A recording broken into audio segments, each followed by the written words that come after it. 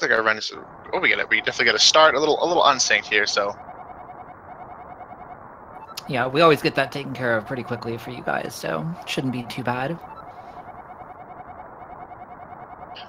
Now, we're gonna go and we're gonna start up here, going through the escape, talking to Uncle, doing all the.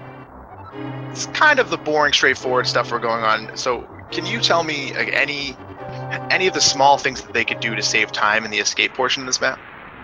So a lot of what's going on in Escape is actually pretty movement heavy. It's a lot of making sure that all of your doors and stairs are clean, and just not walking further than you need to. This can also be a place where more advanced runners will pump in certain parts of the dungeon. There are a few walls where it's pretty convenient to do so. And in fact, this you can see Drunken doing a little bit of pumping style movement here on the overworld. That seems pretty small. Like, do you think that saves any time at all, really, in the entire run? You would be shocked, actually. Maybe you wouldn't, but a lot of people would, by how much time that can add up to. The big thing is when you're looking at some of the rooms where pumping comes into play. It's fractional. Time saves. In some cases, it can be seconds, but most of the time it's far less than that. But it adds up room over room over room. And you can actually end up at the high level saving a fair amount of time. In Escape, though, one of the big differentiators is going to be how our runners are taking out these guards, especially the ball and chain guard that exists down by Zelda's cell. That can be a huge time sink if you don't get it proper. I think for every time I think I failed ball and chain guard or got some clinks or slammed into him, I think I feels like I'm losing eternity. And he hits pretty hard with your 3-heart life pool. Yeah, there are a few strats for killing that guy. The faster ones tend to be pretty finicky. And even when you successfully kill him, the way that he potentially bounces around, if your sword hits aren't aligned well and everything, can cost you a shocking amount of time. Now, we're seeing some pretty cool pumping on Draconian side. A little about the same on crossproduct. They're kind of mirroring each other, pumping across the rooms, just saving small increments of time each time. And we're seeing different strats in all these guards, which are pretty cool. Yeah, Drunken definitely clearly knows the blue guard room with the key. One of the big things in that room is actually intentionally nudging or getting 1 pixel away from nudging the chest there, the little statue in the chest. That will ensure that you actually get in there cleanly, as opposed to end up poking swords, which can actually, again, delay you, by a second and a half pretty easily. We see some differing strats right here. We get a 1-pot 4/ strat, which is slightly slower than the optimal thing that crossproduct side was an 8/. 8/ is very, very dangerous. Sometimes you can clink off his like Morning Star there. You can get smashed in the face with this thing. So the 1-pot 4/ is a little safer, if not more consistent. Yeah, it was interesting too that both of our runners opted to actually shove him into the corner. That's one strat you can do, which makes the fight a good bit more consistent because he doesn't move.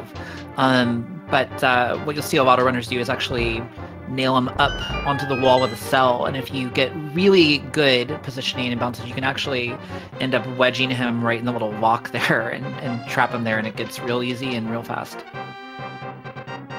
And you saw Drunken Draconian do a little bit of a boomerang strat, just getting the key to him just that much sooner. Just these small optimizations that really separate a good escape from just a mediocre escape.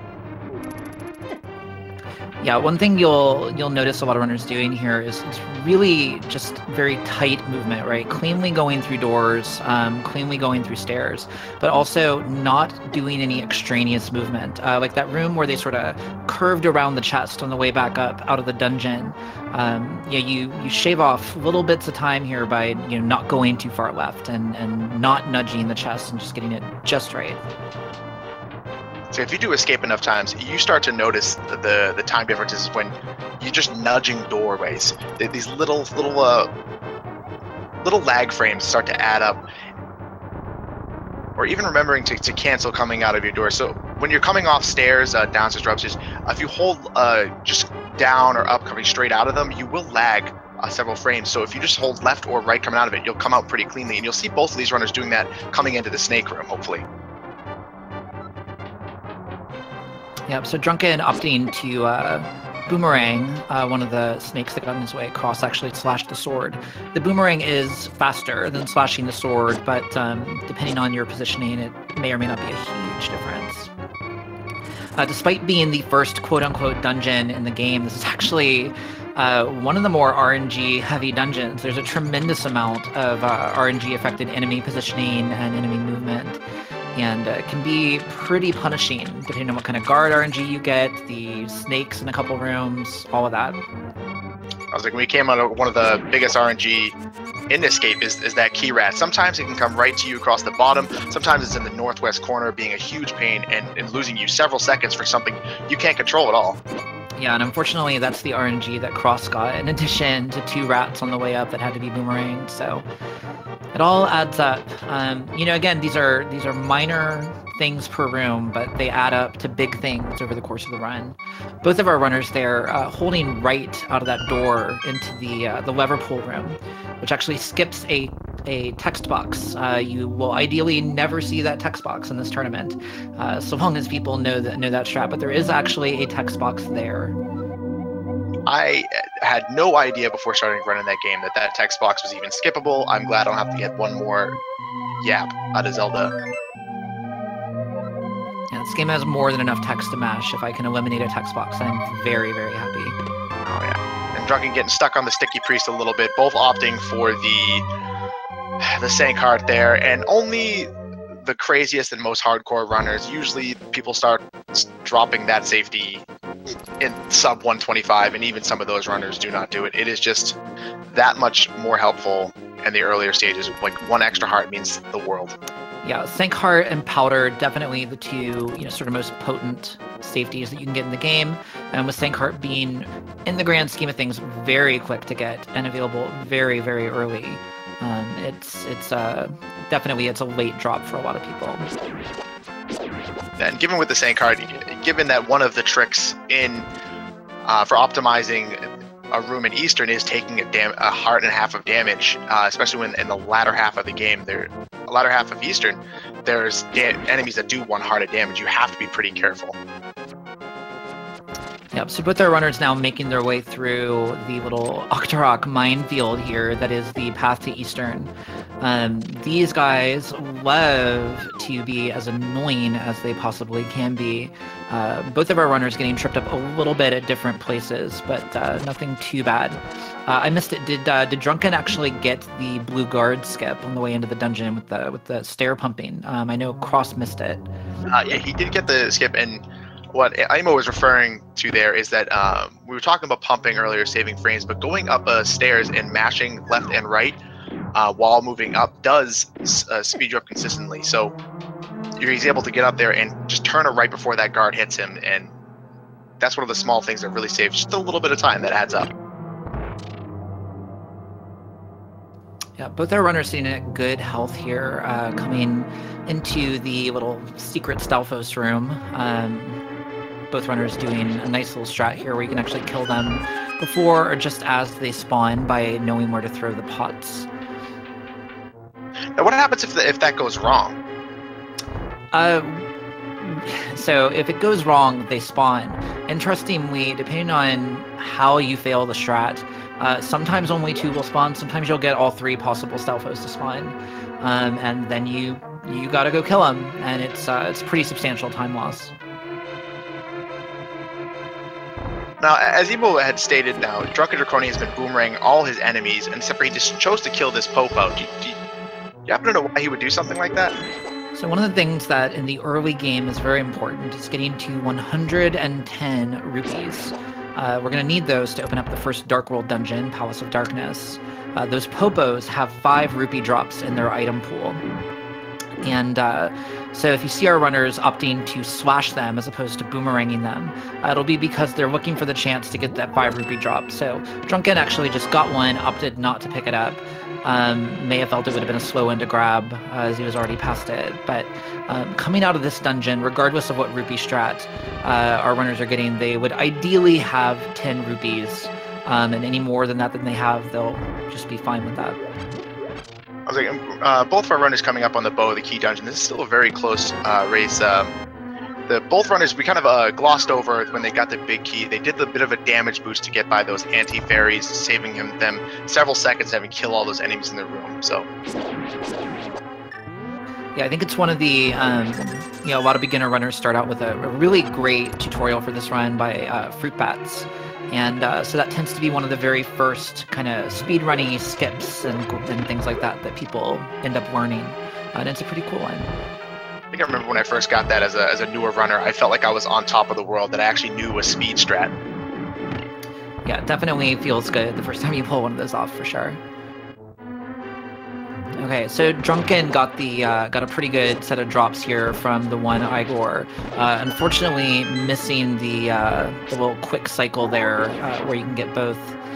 But his rupee needs are more or less taken care of. Cross, unfortunately, didn't get such generous drops there from the Igors, but did get his rupee needs taken care of elsewhere. Now, very smooth, very slick Armos. Not going so well on cross-product side here. Oh, Cross, that's a bummer. Now, given what Drunken Draconian did, it's a lot more difficult than it looks. You're only allowed to have one arrow in the air at a time, so he has to time his arrow shots to kill those enemies and hit those enemies in a nice pattern to keep the arrows going consistently. Killing all those guys makes the last one that stays alive go absolutely wild, goes all red and starts jumping around and regenerates all his health. But by killing the last two in the same frame, same couple of frames, allows you to kill them without him going red, thus saving a couple of arrows. Yeah, compared to a lot of tricks, there's actually a fairly generous window of time there where you can kill both of them, but it's definitely not infinite, and it is easy to screw up if you're not super comfortable with. So here we've come to our first sort of routing choice, which is how we're going to be getting the remainder of our rupees for Palace of Darkness. Drunken Draconian left directly after getting the boots from Sahasrara, which means he is planning to do what we call the tree rupee route. And I believe Cross did the same thing. So both of them will be needing to kill some enemies and pull some trees after Tower of Hera, and we'll be talking about that more later. Like Drunken Draconian doing one attempt at the spin speed glitch, cross product getting it, having a little trouble on his way out, but hopefully that was supposed to save him a little bit of time, but getting a bit trolled on that bridge, my goodness. Yeah, so one of my least favorite things about this game actually is the way that the enemy movement speeds are tuned. So the game has a habit of leaving you intersecting with an enemy after you get damaged. And the way that their movement speeds are tuned, it's actually impossible pretty much to dash out of there. You have to walk. You have to walk out because the sort of lead up time to a dash is long enough for them to hit you again. Drunken doing a very nice job of getting that second spin speed coming out of the library. Cross, unfortunately, having a little bit of trouble getting in the door. It's really, really easy for that to happen. Anytime you're in super speed like that, you get one chance to do the movement easily. Once it goes wrong a little bit, then you're suddenly trying to do adjustments at very, very high speed, and it's difficult. I was like, kind of allude back to your guard fighting analogy over here, where cross product is dealing with those guards. It's a whole lot easier. A lot of people have the tendency that when they get hit by a guard, they try to dash away or try to get out quickly, and you have to remember that Link is a very mobile person, so if you're stuck like that, it's always better to stay calm, slash your way out of there, make sure you use Link's very solid movement to get around as opposed to trying to just flail your sword around. Yeah, now Drunken doing a really pretty good job of entering this desert palace here. He got a good dash across the desert initially, missing all the cacti and such, but also showing good awareness of the game by triggering that tablet cutscene from a good bit further to the left than most people who play the game casually would realize is possible. That's important, not so much because it affects the cutscene in any way, it doesn't, but what it does do is make it that much quicker to walk out of there and up to these stairs. And Draconian also did another nice trick where he actually just dashed into the wall to get the key down, a little faster than balking off that torch, and a little bit flashier.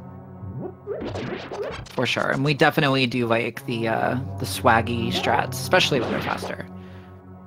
the swaggier strats save way more time than the non. That's just how this works. I mean, obviously. Let's see what kind of RNG Drunken gets in this cannonball room. Unfortunately, got not the best RNG and didn't quite cancel his dash in time, but good awareness of what was going on and dashed out cleanly. Now, Desert's going to have a lot of backtracking in this dungeon, so it's a lot of dashing left, dashing down, dashing up, and it's kind of an introduction to getting the boots that you received with Sashla after the last dungeon, so you're going to see a lot of maximizing dashes to really make this dungeon faster. Absolutely. Desert is one of those dungeons that there's almost no combat until you get to the boss. It's really just a very, very heavy movement dungeon. And so most of your optimization is going to be on movement here.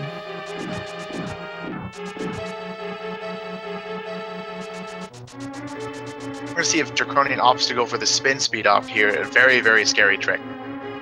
Nothing over here.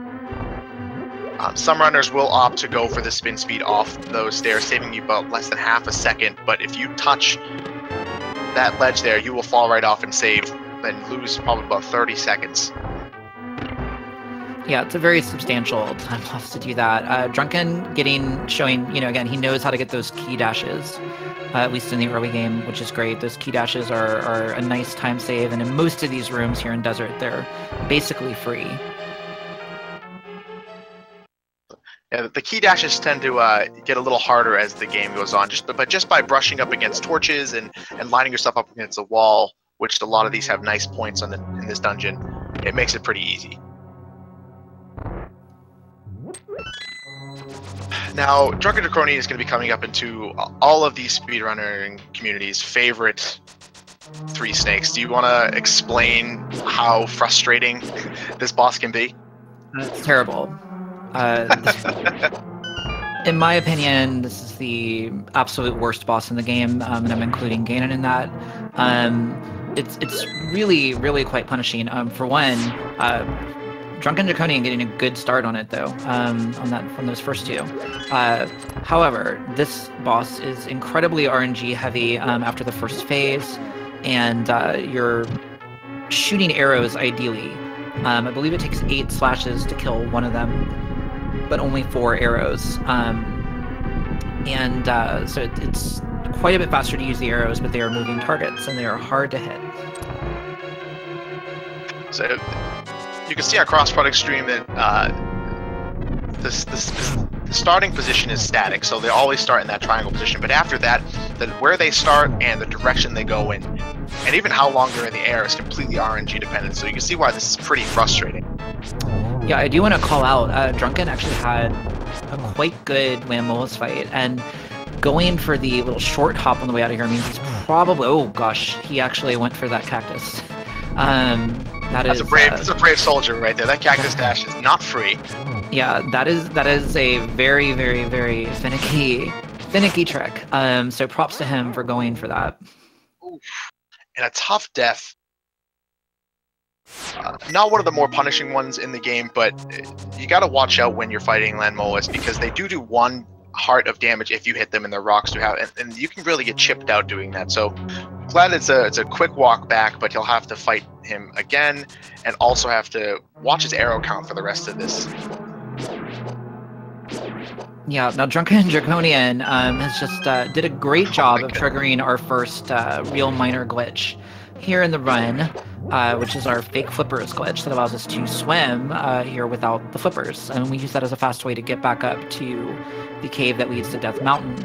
Unfortunately, swimming movement can be a little bit tricky, and he missed the little whirlpool warp on the first try.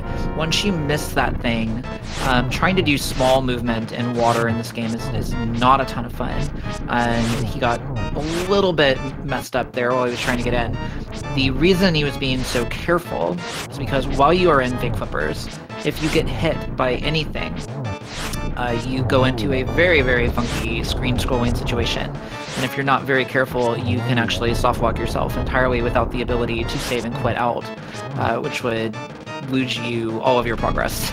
at this point. So it's something to be very, very careful of. And fortunately, Drunken was both able to get in there, but was also able to be careful and not get hit before he was able to do it.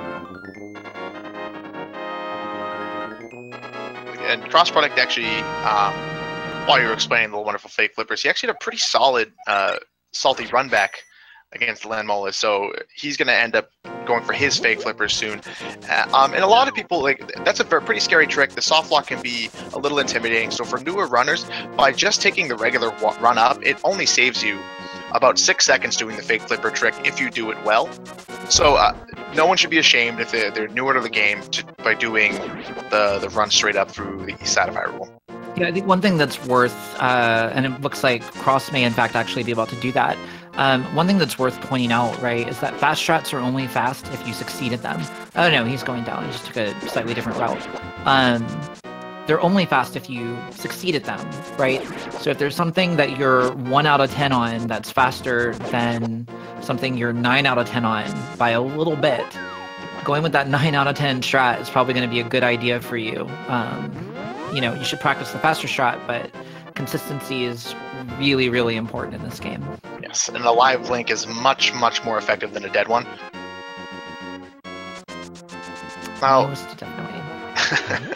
I was like, so Draconian actually bypassed one of the more frustrating parts of the light world there. The ascent up of Death Mountain is so RNG heavy with all those raining rocks on you that do a damage that you can't really mitigate at all, so you kind of just have to hope with some smart movement and some little bit of luck that you can enter Hera with a pretty healthy life total, and he's done that, so he's already doing pretty well for this split.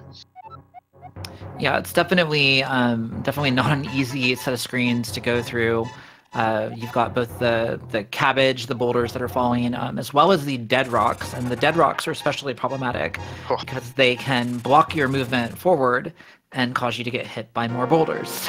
So it's whoever designed Death Mountain in this game is an evil, malicious person.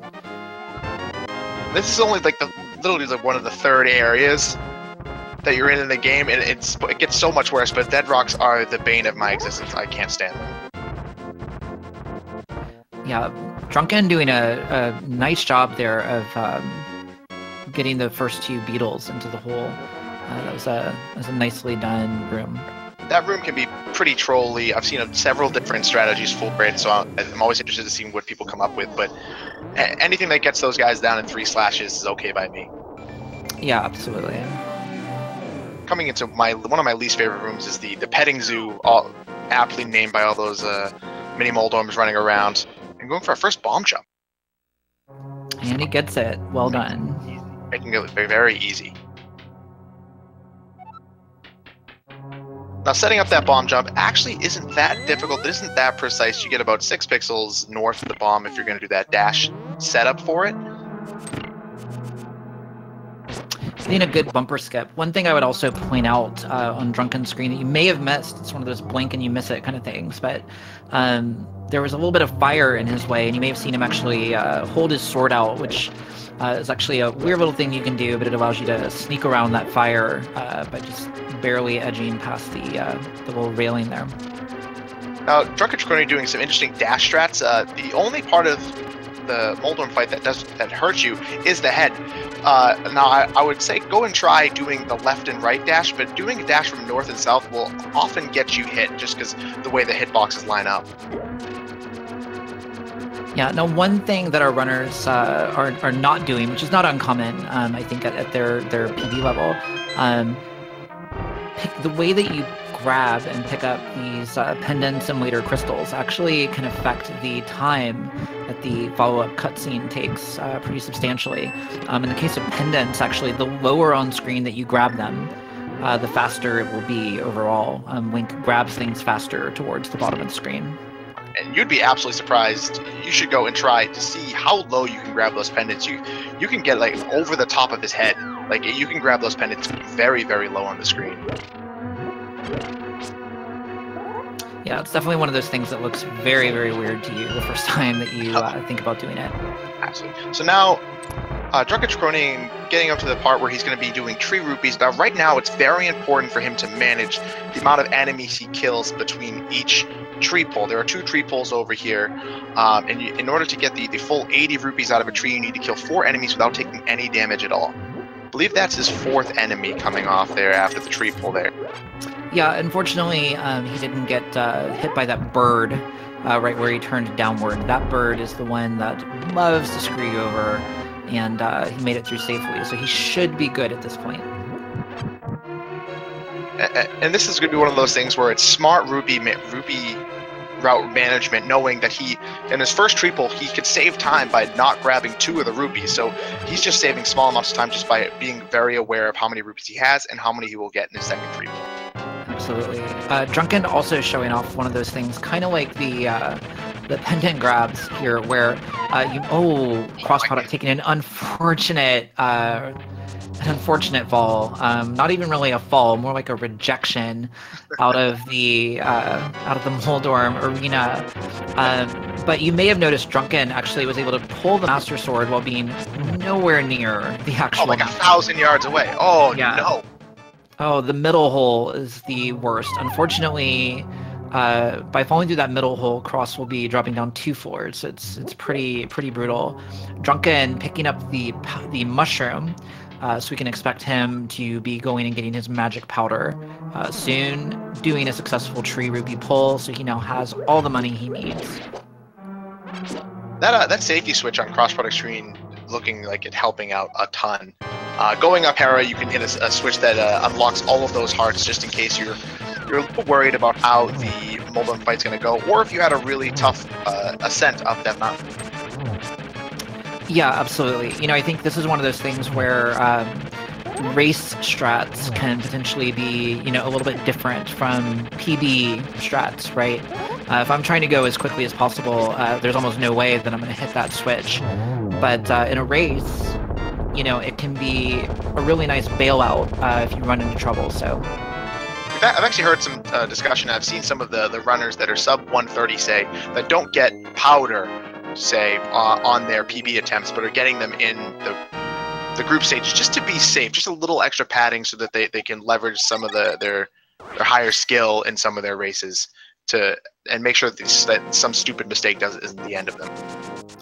Yeah, now I just want to point out Drunken doing some pretty optimal strats here in the first couple of rooms of Aga Tower. The strats are actually a good deal faster than a lot of the slower, slightly more casual strats, but the versions that he did do actually require you to have sword beams, but he executed them quite nicely.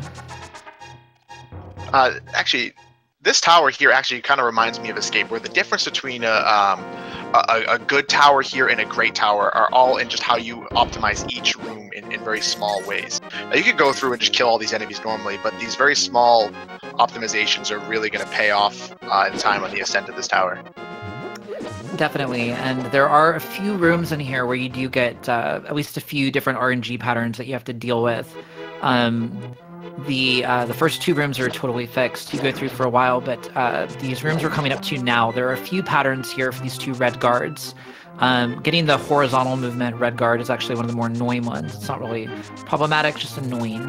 Coming in here to these 2 red guards, going for a little bit less than optimal strats, but pretty good here on time. And in here, this is one of the most frustrating bits of RNG in the tower. There's a very, very, very fast strat in that room, that Circle of Pots room, but occasionally that right side guard decides he wants nothing to do with it, and you end up having to deal with him. And you see people use backup strats in all sorts of different ways. And with the double red guard room, he used a pretty interesting strat by meeting the guard in the center, and then choosing to slash him out of the Circle of Pots room, slashing the first guard, as opposed to boomeranging him. So there's different strokes for different folks. Whatever works for you and you can get more consistent is probably the best way to go for you. Absolutely. So as Drunken Draconian heads into his Aga fight, we'll be looking to see how many of those dreaded blue balls he gets. Those blue balls are RNG, and is Cross not getting powder? That's an interesting decision. Maybe it's something he's a little more comfortable with, but also being cognizant of his rupee counters up to 117. But We will have to check his inventory next time he chooses to menu. It's not impossible, actually, that he pick it up on the way in. Usually runners will pick it up on the way out, because it's possible to actually pick up twice, which costs you time.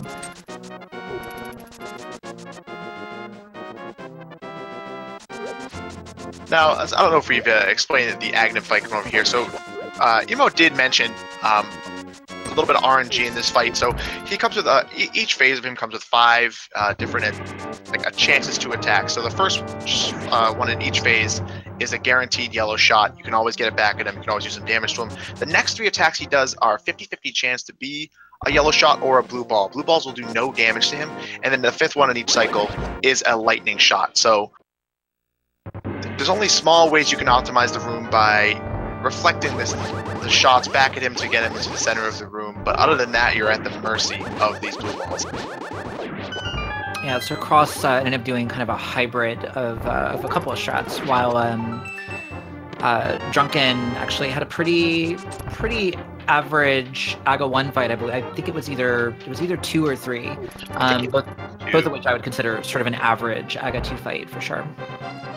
The difference between the 2 and the 3 is actually quite large. The 2 only getting 1 lightning blast, and 3 doing another lightning blast, saving, wasting another, I think, 12 seconds on top of just having the blue ball. So yeah, absolutely. And again, that's RNG that's totally out of your control. There's nothing you can do about it. Drunken going to be going for a spin speed here and gets it quite nicely. Now Drunken is going to have to watch out. He's entering the Dark World where the difficulty ramps significantly. Everything in the Dark World hits for 1, 2 to 3 hearts. There is no half hearts anymore. This is the big leagues. He's got to really watch out with this very, very small life pool.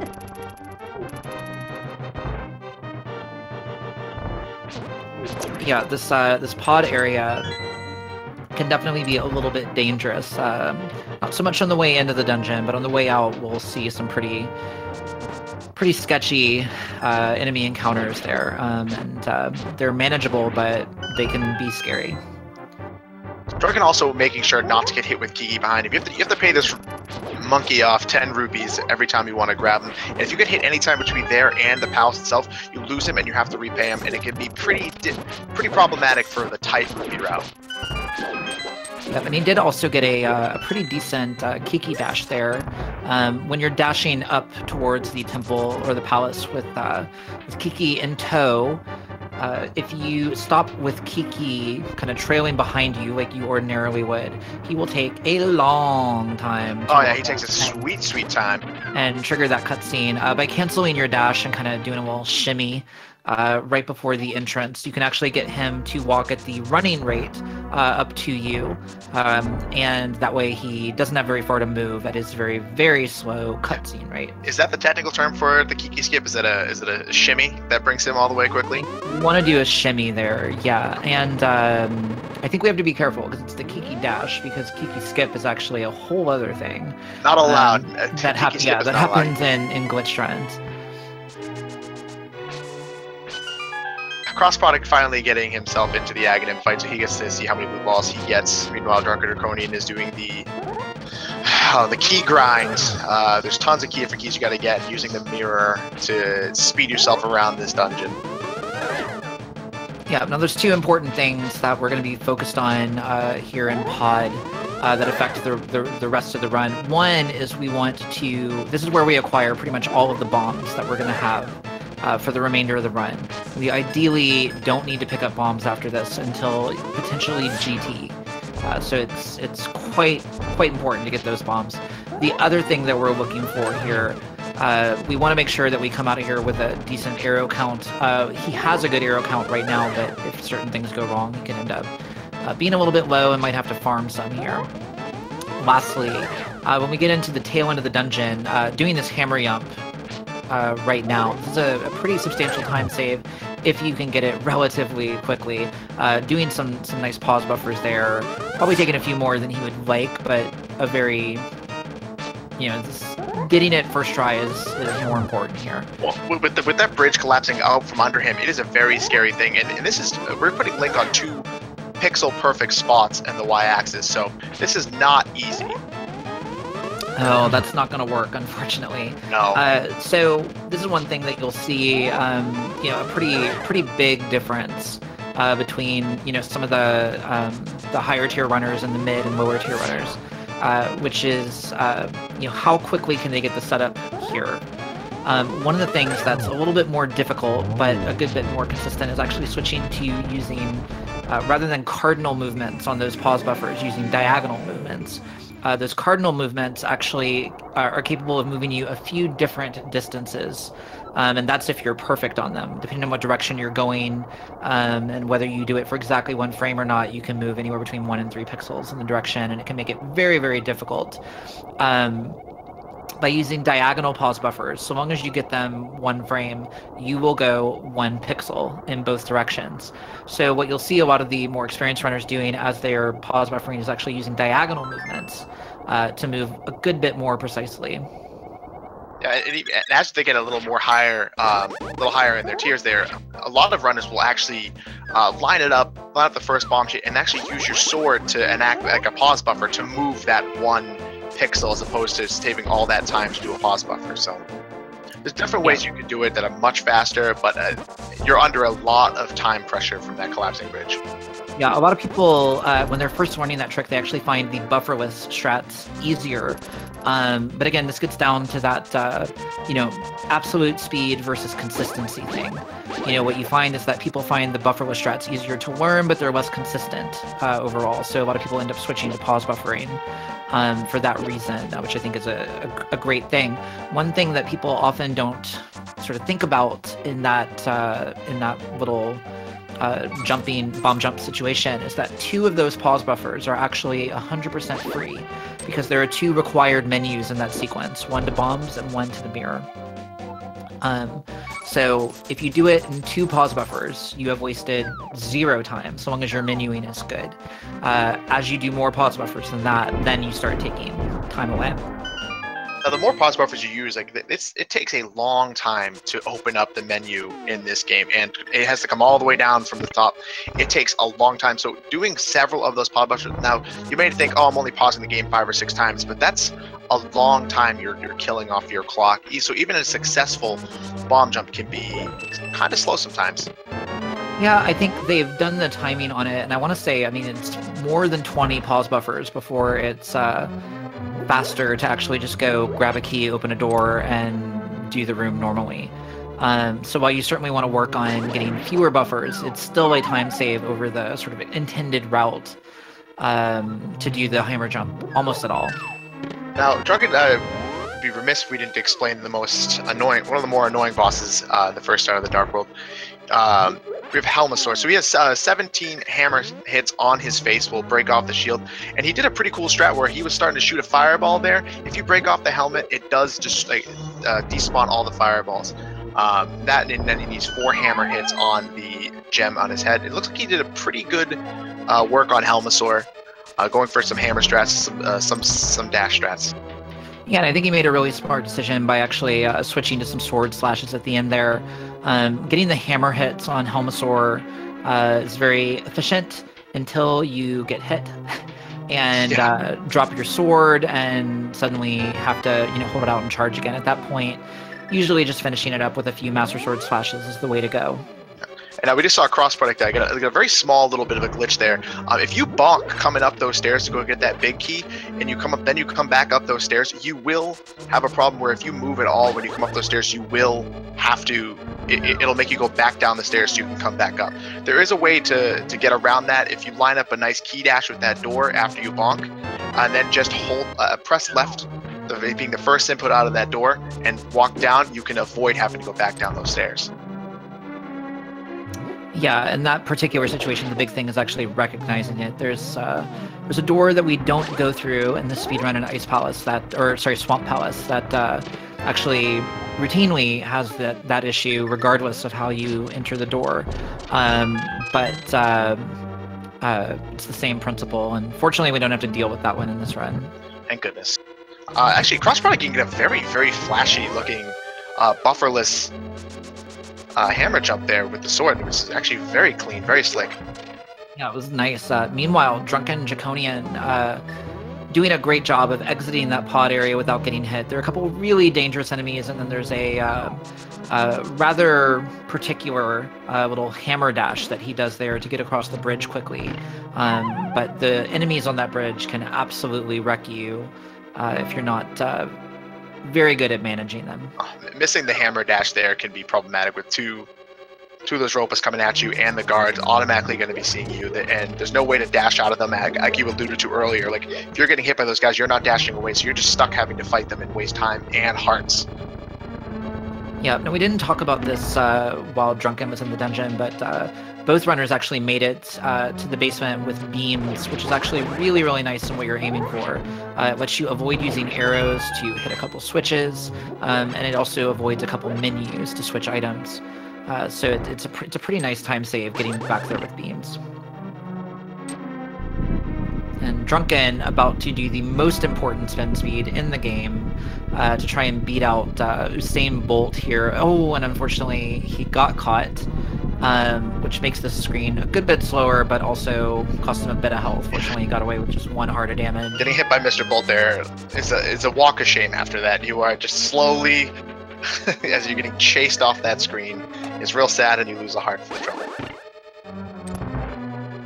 Yeah, so with Drunken having grabbed the mushroom, we'll be seeing him, I expect, flute directly to the witch's hut to go turn in his mushroom, get his magic powder, and then we will be heading into Thieves' Town. Yeah, it's always actually a good idea if you're going to be going, seeing how he's using a flute dash there, so very similar to the hammer dash, using the flute at the same time. It allows you to cancel that lag that you first have when you get, there's like a couple seconds where you're not allowed to call the bird. By doing a flute dash there, you cancel that completely and save some seconds. Yep. So one thing that's interesting, if you haven't watched the speedrun version of this game before, is that Thieves' Town, which is the dungeon we'll be going into next, is actually the 4th Dark World dungeon, according to the game's designers. We will be doing it second. So there are a number of dungeons that we actually do out of order, largely because it's more efficient to do so. The movement throughout the overworld works out better. The items that we need are available there as long as we know a few tricks, and so we'll be doing things a little bit differently than the designers intended. It's ended up routing this way, so it allows you to get the mitts, which allows you to get a very early tempered sword.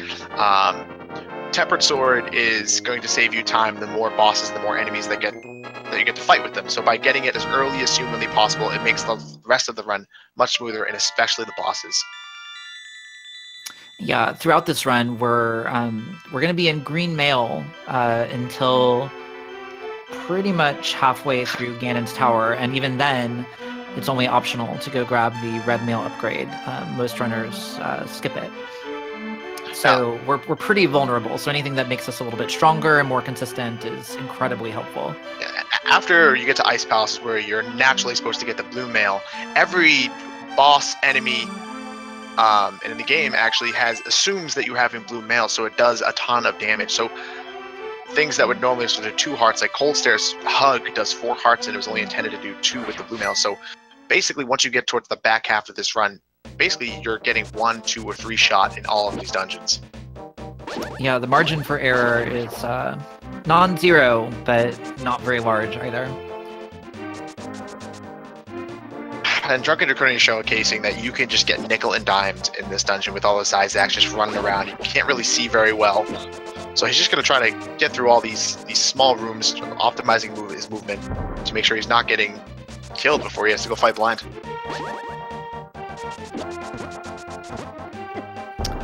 So Cross, unfortunately, getting bodied by the little... I don't even know what you call those things. Drunken actually getting almost the God Pixel. He did have to rewind himself up, but... we'll take what we can get in that room. That is a tough... That's a scary room when it goes wrong. Absolutely, and that was a nice job recovering and getting through that room very efficiently. It also takes a lot more awareness to know when you can actually go for it, when you're not, because there are some RNGs where the Patrick Star creature will just be in the way, and you have to notice that while dashing and change on the fly. So nice job there.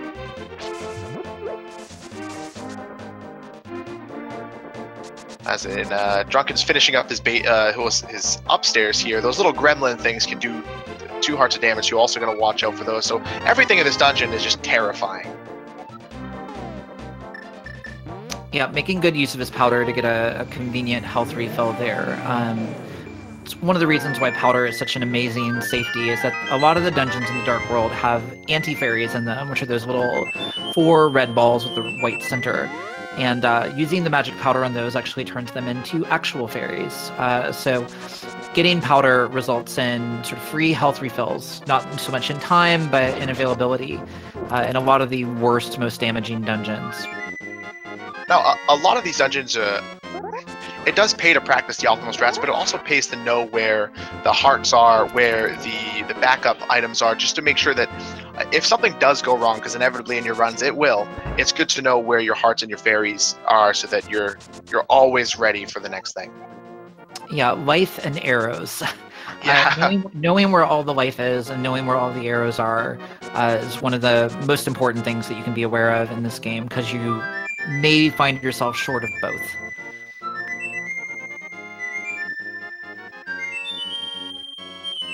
So now we're going to be heading into the boss of Thieves Town and Blinded.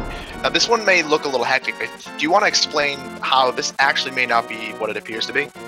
Sure. So the blind fight is actually completely scripted, so long as you start it the same way, which you always do when you come into this room for the first time. So long as our runners do the correct thing and do it consistently, the boss fight will be the same every time. It's actually more than possible to finish this fight without losing any health whatsoever. Drunken doing a pretty decent job here at it. The problem is that if you die and you enter the dungeon again, you have to fight him, and you can no longer start it the same way, which means he is no longer on the script, which means you have to do it for real. And doing it for real is a giant pain in the butt on account of 3 heads flying around and a tremendous amount of fireballs, and it's no fun for anybody. Yeah, it actually becomes one of the more difficult fights in the game. But cross-product showcases, like, you can get a fairy drop out of there, but kind of spent a ton of time chasing it, and may not have been worth it in the long run there. Yeah, I think that's a tough call. You know, again, Cross not having gotten powder, definitely is going to make him be looking out for a lot of those other drops, but they are time-consuming for sure. Somebody in chat is asking why Cross went into the bar to talk to that old man. It's a really interesting question. So in the randomized version of this game, it's actually an old man in there, and they have reprogrammed him to spit puns at you that cross-product actually helped write. Unfortunately, the vanilla game just has a guy in there that speaks Japanese. That is something I did not know. Cross-product showing off his ability to cross-platform here. But Draconian's over here. He's grabbing the frogman. This is going to be the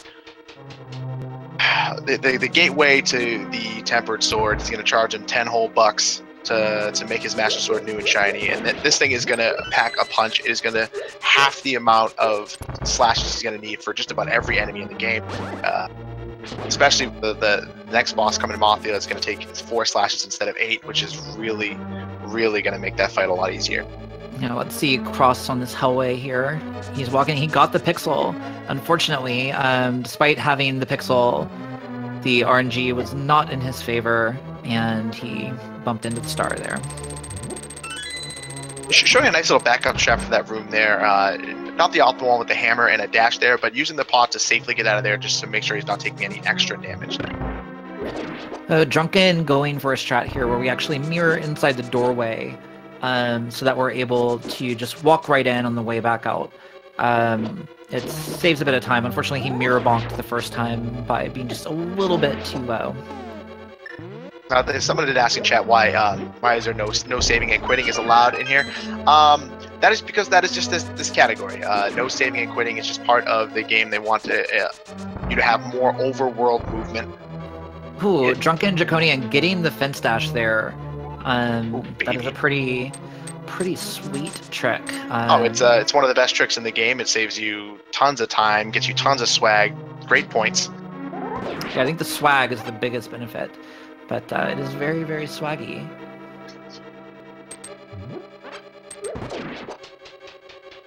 Now it's time for heading into Skull Woods. This hybrid overworld, underworld dungeon. Since you only really need the big key and the fire rod to go and fight Mothra, you basically only visit those 2 locations in this dungeon, and the most annoying room in the entire game is right here. Yeah, this dungeon is actually kind of really obnoxious in the way that it's arranged, because you actually have to go further ahead in the dungeon to get the big key, walk all the way back through a bunch of screen transitions just so that you can then get the fire rod, just so that you can then walk all the way back through the same place you went for the big key and go further, and then come out and do more stuff in the overworld, and then finally get to the boss. And again, I think there's some game designer somewhere in Kyoto, and he's just laughing. He's been laughing for 25 years. Now, casually, this dungeon is a nightmare because there are just keys that open up doors to get you other keys, which open up more chests to get keys. So knowing where to go really saves a significant amount of time. Yeah, absolutely. Draconian doing a pretty cool strat there where he did the bomb jump that's very similar to the Hera bomb jump that we saw earlier in the light world, but also falling down that hole. So when he left, he got invincibility frames, so he was able to walk right through that ropa, no problem. Yeah, iframes are something that we use quite a lot in this run, actually. It can be a very powerful tool, and in fact, one of the boss fights, the optimal strat for it, as of late, is actually entirely based around hurting yourself on something weak to kill something strong.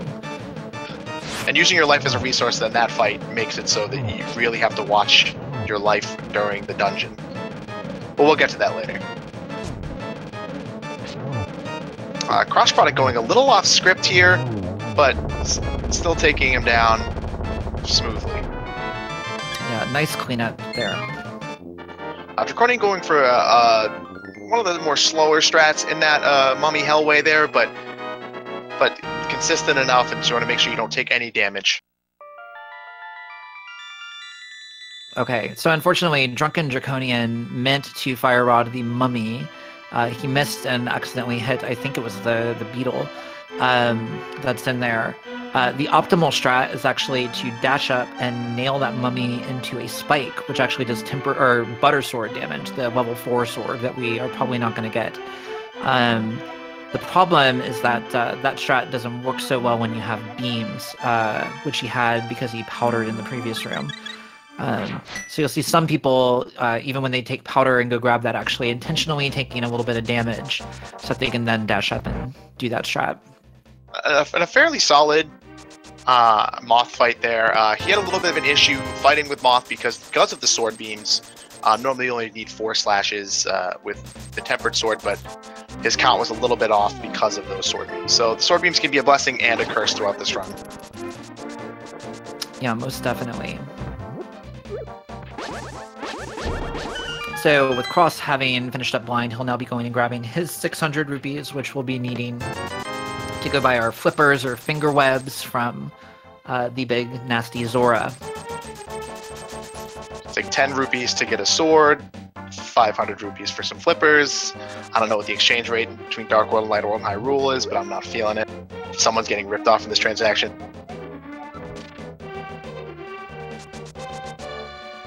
Yeah, the Zoras are not generous, that's for sure. Really not. Now, we're getting to one of our fetch quests part of this game. Throughout the latter half of the game, you need certain medallions and certain items to access certain dungeons. Each route basically has different times you get certain items. This one is a little more consistent. On this trip after Skullwoods and before Ice Palace, you'd like to go grab Quake. That'll set you up for later for Turtle Rock. And also maximize the amount of time because you only want to have to go up to Zora's Domain once. You use the mirror after that to go and grab the flippers. Nice and easy one trip so that you don't have to double back. Yeah. Now, one thing that we didn't talk about earlier, but is about to start becoming a little bit trickier, is the idea of quick warps. Do you want to explain what quick warps are all about? Oh, quick warps are an absolute pain. Every transition from the light world to the dark world, there is a certain point, and it has to do with screen position, where if you enter the warp, you'll save a half a second on your warp. Now, many of them are quite difficult, but some of them are quite easy. Now, what we're going to watch is Drunken Draconian will do is he'll dash off this wall. What this will do, it'll set him up that he'll be on the exact Y coordinates. So all he has to do is walk up, grab Quake, and on that Y pixel he'll be able to mirror. And once he does, he'll see a quick warp. And so you'll notice the difference between the quick warp. It kind of cuts off at the end, a little truncated. Each one's a little different, but mastering them is a good way to save a bunch of time in your run. Yeah, with the number of times that we warp back and forth between the light and the dark world, it adds up to quite a few seconds actually over the course of the run. Now, one of something that's often neglected by newer runners, even medium range runners, is some overworld movement. And what Drunken Draconian is moving through Zora's Domain is so slow. Moving through water, it basically halves your movement to 1 pixel on each movement. So you have to make sure that you're dashing very efficiently through this dungeon, or you're going to lose a ton of time.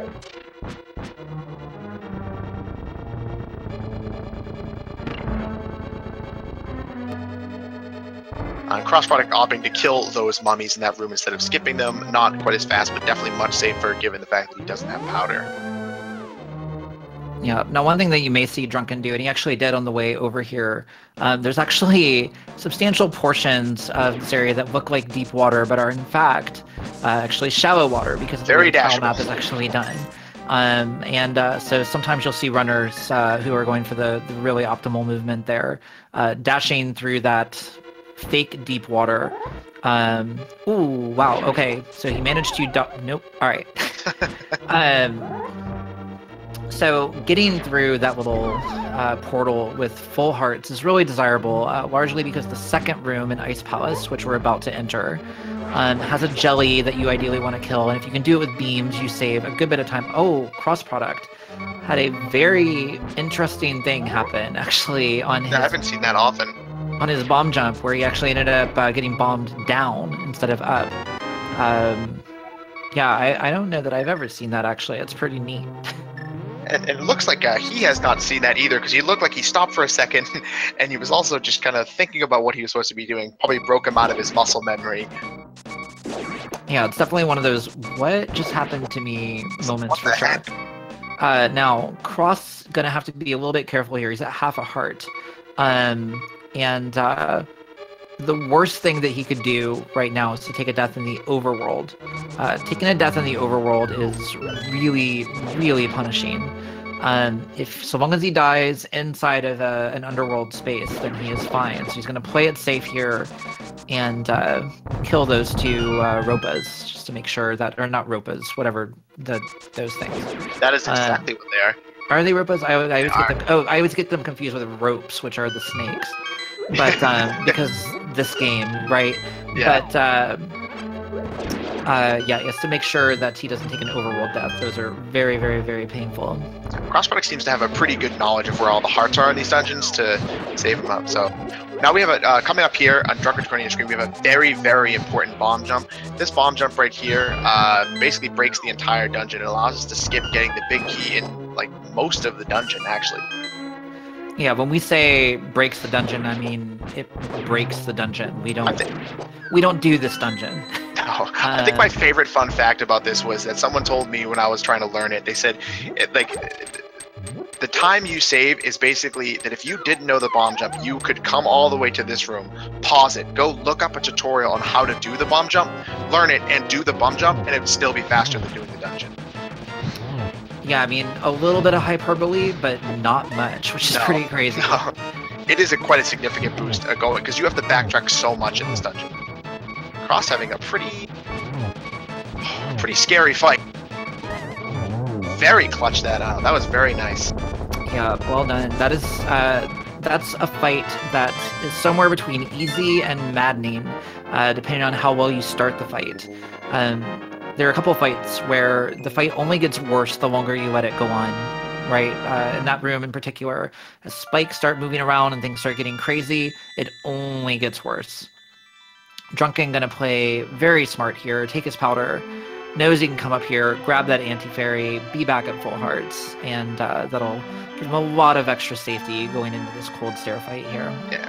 Come into that room at 3.5 hearts. It's a little dangerous because cold stare, one hug from cold stare does 4 hearts of damage. So you never want to put yourself in a position for a one-shot here. It's gonna be very important to break cold stare out of his little ice block here. You need all 8 shots of your fire rod. Missing a fire rod shot is akin to a death, and you'd have to restart the dungeon. So very important to be very careful against cold stare. Well, unfortunately, so he was going for the little spin there. The ideal strat for this boss is to use a spin attack at the right time, knock him up into the upper right corner, and just from there are a few ways of dispatching him at various speeds and safeties. But missing that initial spin can put you in the rather unenviable position of having to do this fight the intended way. And as with most fights in this game, the intended way sucks and is scary. Fortunately, Drunken is doing a good job here so far of not getting hit, and there we go. He has made it through. Being alive is much better than being dead there. The thing about that is doing each of these fights in the developer intended way, we'll call them, is just so much slower than doing the speedrun strat, because by spinning him into the top right and even doing 6 slashes, you save a significant amount of time over instead of like having the reins in the fight, you're kind of just fighting to stay alive. Yeah, absolutely. You know, a lot of the speed strats, in addition to being fast, are also designed to be very consistent, right? There is RNG on these fights, and a lot of what makes those strategies fast is actually minimizing the amount of RNG that can possibly impact the way the fight goes. So it's extraordinarily important to get comfortable with those. Cross trying to do a just, kind of walk up, line up on this quick warp. Let's see if he gets it. I think he might be good, actually.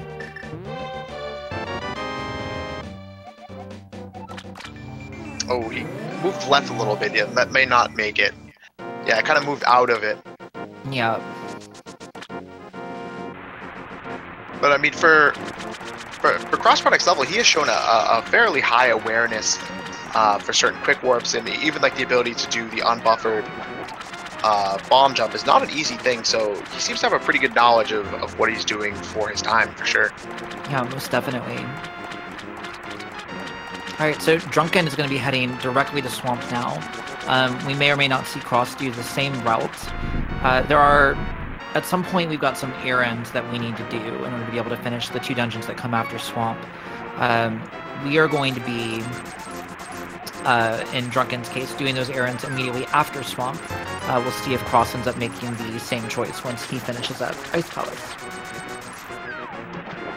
I don't know if that was a reflex on Draconian's part, but getting those bombs, maybe looking to be a little safe. He's only going to end up needing probably 2 more bombs for the rest of the run, but really only needing to have 1 on him, because the second bomb you need is actually in GT. So. Well, he actually does need 2 bombs before then, because he does have to open Ice Rod Cave, and then he has to do 1 bomb in Mire. Having 2 bombs going into Mire really just saves him having to kill a bomb slug to grab 1. But every little bit helps. I think that some of the bomb I've seen you get, there is 1 in the replenishment room towards the end of here, and 1 right next to this key as well. So that probably is true. a little faster than the chest. But I mean, if it's something he's comfortable with, then by all means. Yeah, the good thing for him here is he actually would have had a choice. Oftentimes, if you had a bad Lamolus and you had other things go on, and maybe your arrow count's a bit lower than you would like, when you go into that replenishment room, ideally you're opening as few pots as possible by coming in with good health and good supplies. But there are both arrows and bombs in that room, and oftentimes if you're trying to go really fast, you're kind of choosing between the 2. Fortunately, his arrow count is really, really good right now, actually. Quite healthy. Like we had said before, like just knowing the locations of arrows, pots, bomb pots allows you to be a little more flexible with your routing throughout the game. So you can skip, if you have a nice drops off enemies for arrows or bombs, you can skip things and save time overall. Now coming through Swamp, this is the second dungeon that the vanilla game is intended for you to get. A nice map check, seeing where he's going over in cross-product side. But this is the second dungeon, so a lot of these enemies don't do a ton of damage, but this is one of those ones where you can lose a ton of time just by getting nickeled and dimed by various enemies, getting shocked or fireballs and things of that nature.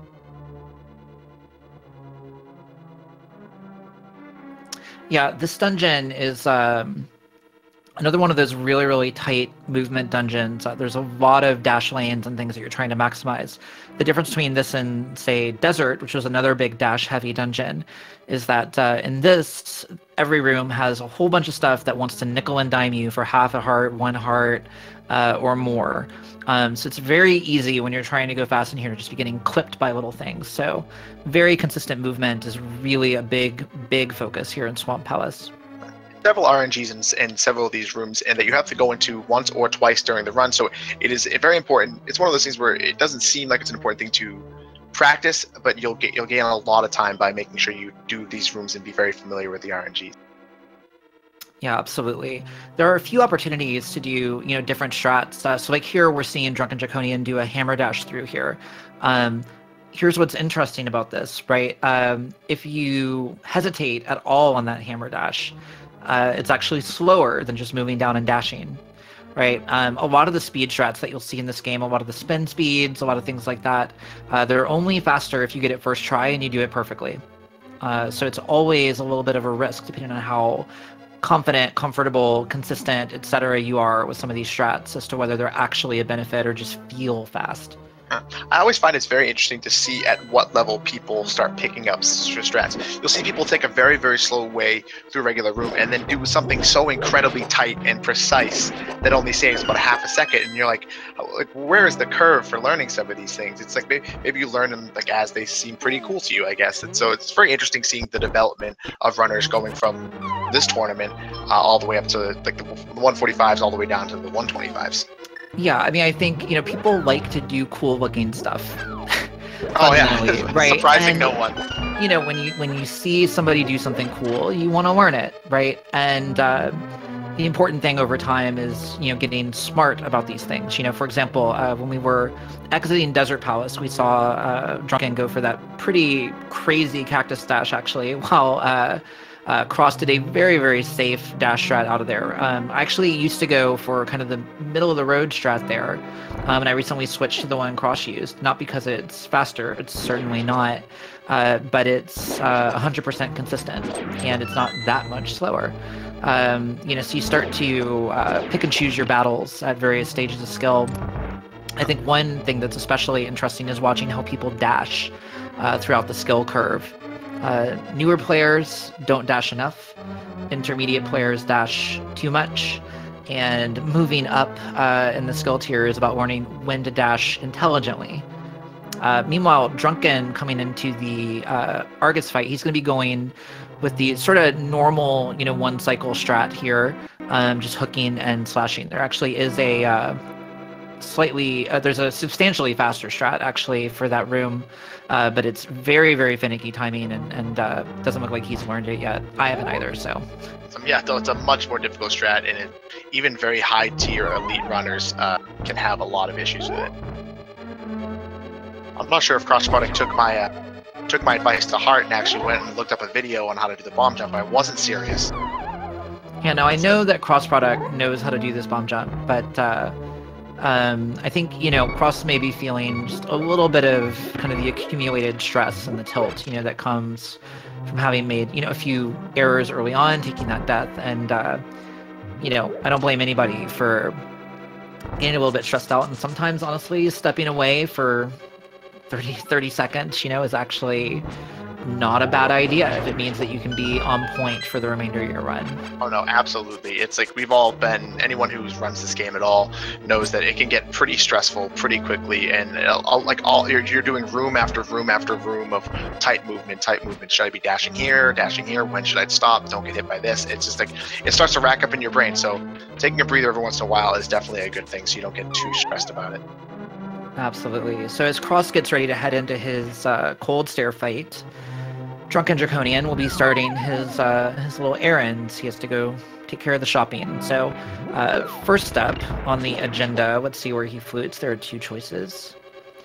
All right, so first up, we're going to go grab the Ice Rod out of Ice Rod Cave. This is a pretty simple errand. A big part of optimizing this section is really just about getting the bomb out early, so that you spend as little time as possible sitting around and waiting for it. Pulling that rock, I'm not entirely sure why. but there is a cave under there, in case you didn't know. I'm gonna go visit the thief that's under there if you're feeling adventurous.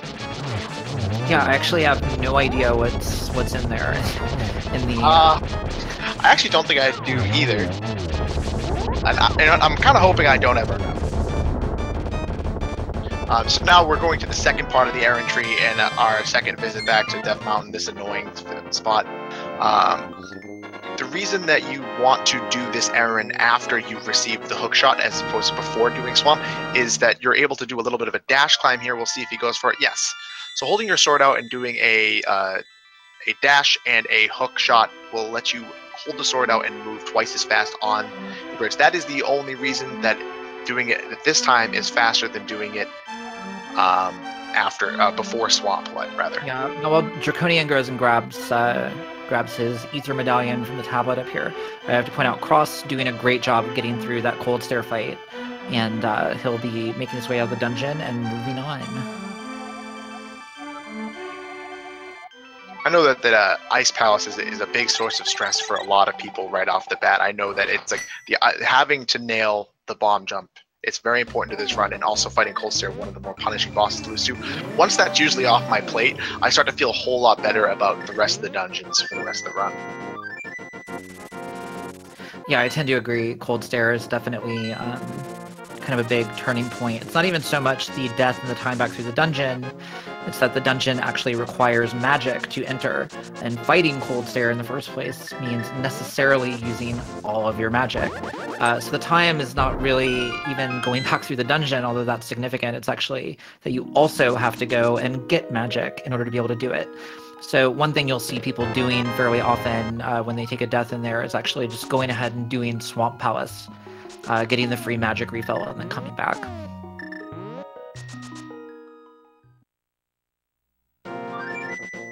Now, Drunken Draconian entering here with less than full hearts, so no sword beams here. One of the best reasons to have full life here is to have sword beams for this part. You are able to kill all of those Wizrobes and the Pokies, the Popos rather, in one cycle before they all disappear. Not having the sword beams makes it a little more difficult, but not impossible with the Fire Rod. Yeah, you can definitely do it with the Fire Rod. It just really depends on how comfortable you are with both strats. They're the same in principle, but slightly different timing, slightly different hitboxes, all of that sort of stuff. So now, in the Mire Dungeon, it's a very similar feel to Skullwoods insofar as that there's just a ton of keys, lots of chests, lots of items, but lots of keys. So knowing how to get through this dungeon and maximizing grabbing what keys you need to have, and like what you don't need to get, will really save you a ton of time for newer runners. Yeah, and just real quick, it's worth pointing out, Cross is actually opting to do his errands immediately after Ice, and a big part of the reason that he's doing that is because it makes it substantially more likely that he will have full health coming into Misery Mire, the dungeon that Drunken Draconian is in right now. A lot of newer runners will opt to go for to do what crossproduct is doing right now, just to ensure that having full health in Mire is actually very important, not only for nailing that first room in Mire 2, but health is very important when fighting the final boss of Mire, so having full health is very important.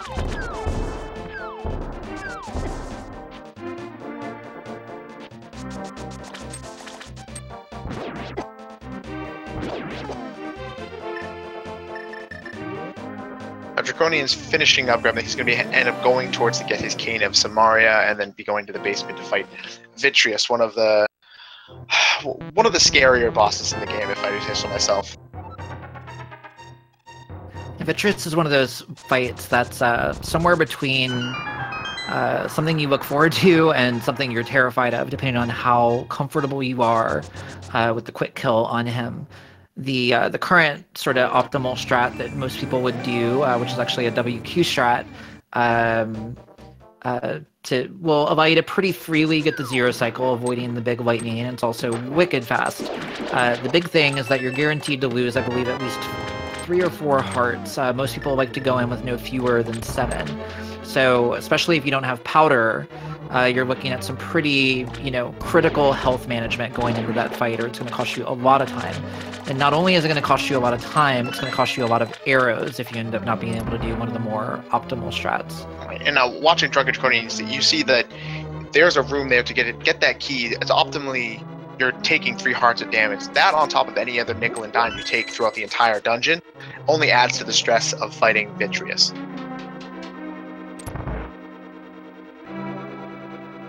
Now the thing about Vitreous is that you end up taking damage in the Vitreous fight. You want to take optimally only several hearts of damage, but the strat does lead, if you do get hit by an actual eyeball instead of just the goo that you're trying to get, you will take a substantial amount of damage and it'll keep you off your strat pretty handily. Yeah, Drunken doing a nice job of getting that little Samaria item dash there. Just slightly faster way of triggering that crystal switch up near the top. You'll see him draining his bombs, and he's doing that because he's going to get a free menu. If he did not take powder, his item would immediately switch to the fire rod, which he would actually be able to use to trigger the crystal switch, saving a little bit of time, not having to walk up with the sword. Instead, he gets a free menu to powder, which means he doesn't have to menu again until he switches to the bow right here. And that's effective if you really want to use the powder. So let's watch this Vitreous fight here.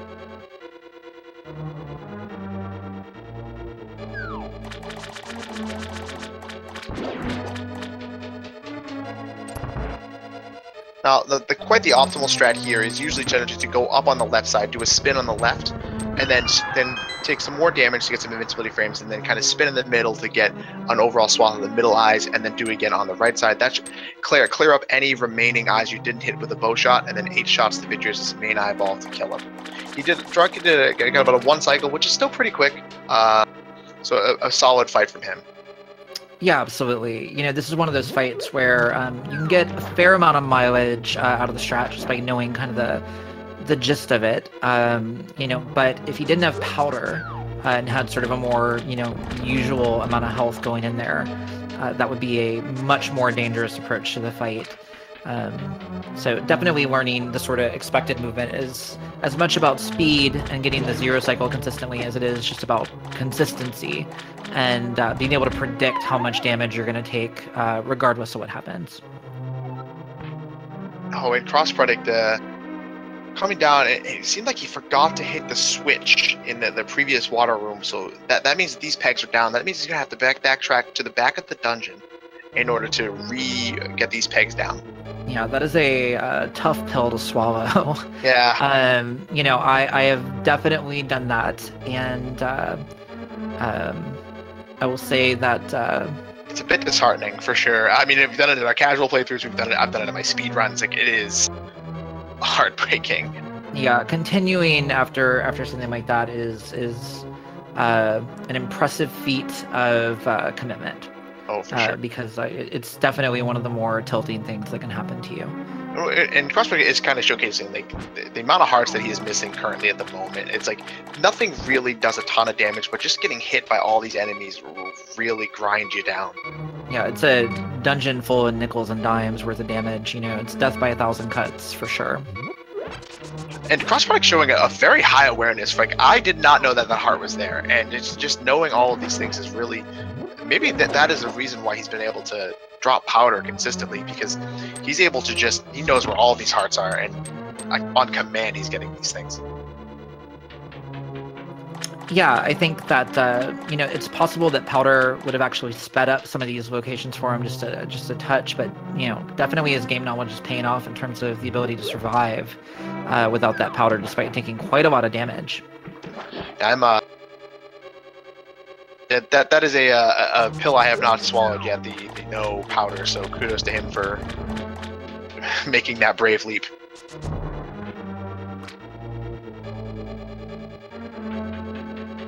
Then we have Drunken coming into the 7th and final crystal dungeon, Turtle Rock, and this is a place full of some really cool rooms, a lot of cool strats, but man, you could take a lot of damage here pretty quickly, so he's got to have to watch out. Yeah, without powder especially, this is one of the scariest dungeons in the game. There are a couple rooms in here with pretty heavy RNG that do a ton of damage to you. There's a room we're entering right now here. We'll see if he goes for it. The fastest strat here, he's playing it a little bit safe, but the fastest strat here actually involves intentionally taking a harder damage from the spike roller. Looks like he'll be avoiding that by mirroring out. But there's a lot of expected damage and a lot of potentially unavoidable random damage in this dungeon. Yeah, he saved himself from doing a ton of different damage. It's weird. He did that. He didn't go for the strat, but he did set himself up for the fairy drop. So maybe it's just a little worried that he's down 3 hearts that he didn't want to go for it now, or maybe his dash just didn't feel right. Yeah, I think anytime you get a little bit nervous, you know, especially in a race setting, playing it a little bit safe is, you know, never a terrible decision. You know, worst case scenario, it's not the fastest decision, but if it's the difference between you being comfortable and you being stressed out and going into a boss fight tilted or whatever, I'll take comfortable almost any day of the week. Oh, for sure. Drunken made pretty short work of the Chomp Stream. He was a little late in his second Samaria explosion, but he got pretty good RNG. That could be a very frustrating route because sometimes the optimal strat is just not possible given the RNG.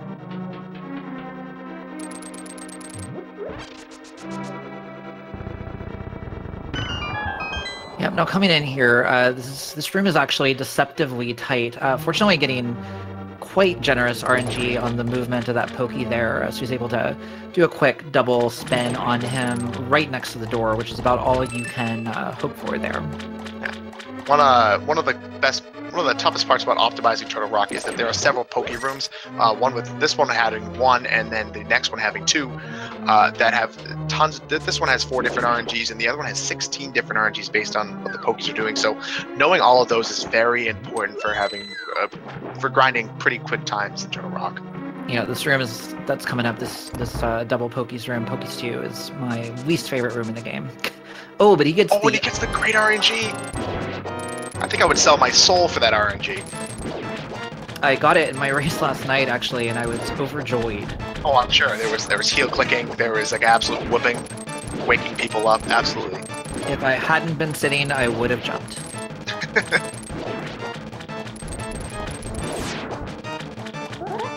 Ooh. Unfortunately, taking a bit of a roller to the face there.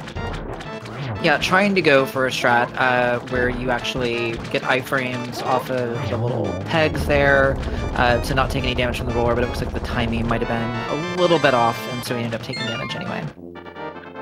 Crossproduct killing Argus, getting rewarded with an ice crystal, so that'll make it so he has 55 seconds to talk to this maiden, the longest crystal talk in the game.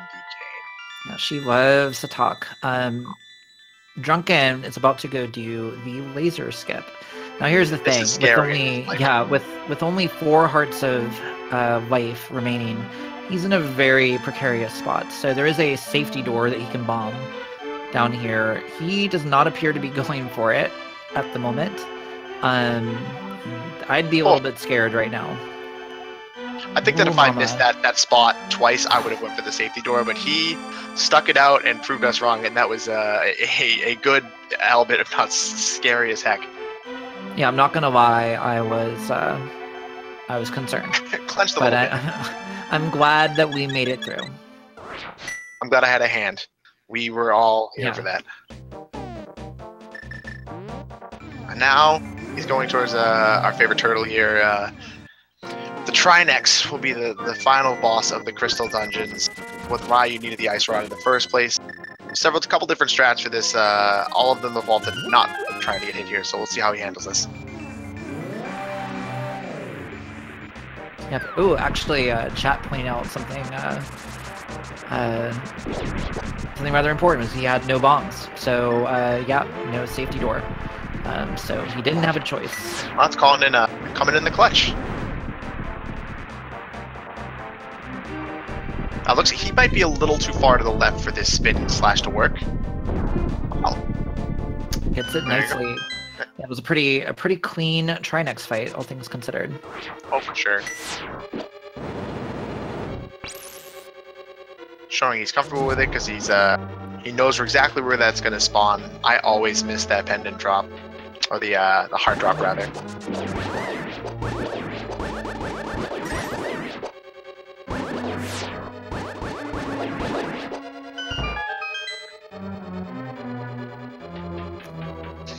Yeah, so crossproduct, having done his errands a little bit earlier, got into Mire with full health and was able to use those beams on the wizards there. Now that Draconian is done with the 7th Curse Dungeon, he's going to be heading to the last dungeon of the game, which is going to be Ganon's Tower, which is going to be a whole amalgam of using all of your items and weapons in creative ways to solve some puzzles, and then having to fight all the Light World Dungeons bosses again, and fight a lot of enemies in some very strange looking rooms. So it actually is a test of all the things that you've done throughout the game culminated into one dungeon. Is quite the test.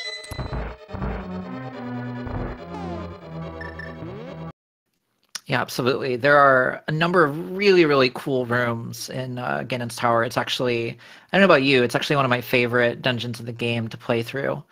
It's there's some pretty cool strats available to you. Oh, for sure. It's one of those things that it's so rewarding, because if you practice rooms and you get them, it feels so good. And in such a long dungeon, getting all of them, all the good strats of them really adds up. And it's just a lot of fun to play. Yeah, it's always fun to see, who goes for some of the little swaggy things that you can do in the latter half of this dungeon. So I'll be looking out for some of that. Yeah, if you're a flashy runner, you can definitely make your mark. Now he's opting to go for something very small. He got himself the key on the sconce there. There's several keys you can get that you can pick and choose and get, some faster than others. That's one of the more safer ones, and then there'll be some little more difficult ones later in the dungeon. Yeah, again, I think in a race scenario, when we talk about faster and slower, the reality of the situation is that key not that much slower than some of the faster ones, and that one requires no combat to get and no crazy enemy dodges. Oh, for sure. And I believe the optimal one off the helmet actually requires you to take some damage. So if you're being conscientious of how much damage you may take in the gauntlet, it's a good idea to get the sconce key. For sure.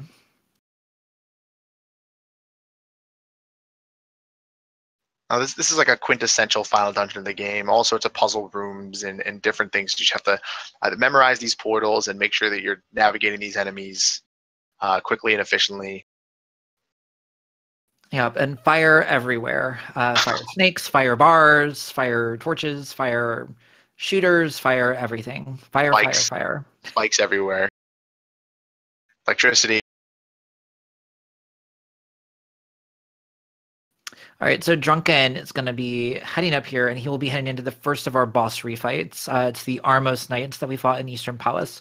Literally the exact same boss, except now it's Armos Knights on ice. A magical wintertime review. It's everyone's favorite Disney adaptation. Exactly. So he's going to be making sure that his arrow count is good. He's maxed out, so that's good. And he's going to try and go for this quick kill here. It's a slightly different version of the strat that you saw earlier in the game. Oh, and unfortunately, fires an extra arrow off on the bottom left Armos Knight. But, yeah. Almost got the second quick kill, the second quickest kill, actually, where you can just ping him with 3 arrows pretty quick. But unfortunately, he got the jump off and ended up on top of him. Now, it is important to actually handle that fight well and not have it drag out, because the RNG of that fight and how that goes actually does affect your RNG of your fight on Ganon with his bat. So something very small, something minor, but it'll definitely help for a quicker Ganon fight if you do the ice armors correctly. Yeah, now these next 2 rooms in GT here, these 2 Mimics rooms, these are actually a lot of fun. They can go wrong really, really quickly, but optimizing them is a lot of fun. This has to be the room where I've seen the most different strats in. I barely ever see this 2 runners in the 130 to 140 range do it the same as another runner. Yeah, now here's my favorite room in the game, which is the spike room. There are a few different strats in here for taking no damage and doing it very quickly. Here we're seeing kind of something vaguely resembling the intended strat or the expected behavior. With kind of the preamble of the speed strat tacked on, but ultimately not quite going for it. Most of the optimal strats in there have you actually dashing back out of the room and dodging all the spikes as if by magic, and it kind of is. Now, cross product just did something kind of impressive. He got hit by an eye early on in that fight. It was 1 health, so he used like some of the safety spot on the right side, just kind of a little bit off the wall there, and was able to dodge all of those eyes and make sure he was using his quick movement to kill this thing. It's very impressive, considering that fight almost went very poorly for him very quickly. Yeah, but good safety strats. And Drunken actually got an incredible sort of Hail Mary arrow shot there off on the bottom enemy a couple rooms ago. Sometimes you just have to go for it. Yeah, about to be heading into his Lamb Molus 2 fight. It looks like he's going to powder here. This is going to actually affect the spawn pattern and the timing of the Lamb Molus in here. So it can screw up runners a little bit. It looks like it did kind of impact his timing, but he's going to hopefully get a nice 2 cycle here. Optimally, when you have that time, you definitely want to spin slash the first one, hit him with a fire rod shot, and then double fire rod shot the others. That allows you to have just enough magic to do the rest of the torches that you're going to have to do without picking up this magic pot, and allows you to kill them faster. So getting that powdering that bunny beam does have its cost. Yeah, ultimately though, if you're concerned about your health, especially in a race scenario, make yourself comfortable. That's my feeling. One thing about doing a tournament for a game like this, where it's a speed run of a known game, our runners can actually watch each other's video feeds. So especially if you're not 10 seconds apart or something like that, being comfortable and calm and collected going into subsequent encounters is almost always the right choice. Okay. And if it's something that I think that we've harped on this entire run, where it's just like consistency is one of the most important things you can be doing as a runner for this. That doesn't matter. There are a lot of really, really good runners that do people would call like the medium strats for these turns, but whatever's comfortable and quickest for you is the best way to do it.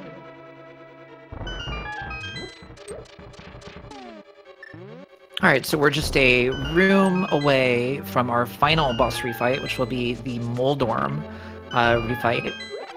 Literally exactly the same as the original fight, except now his arena is actually a little bit smaller. But this fight is actually a little bit less punishing than the original one. For one, you have the Tempered Sword. It takes 1 slash and 1 spin to take down Moldorm 2. But there's also no middle hole, so there's no risk of falling down 2 floors. You can only fall down 1.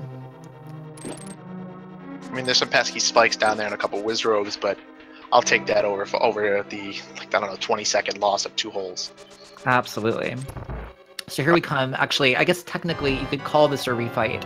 I think it's actually a substantially different boss. So we're fighting Aghanim again. This time he's got 2 little, ghost friends.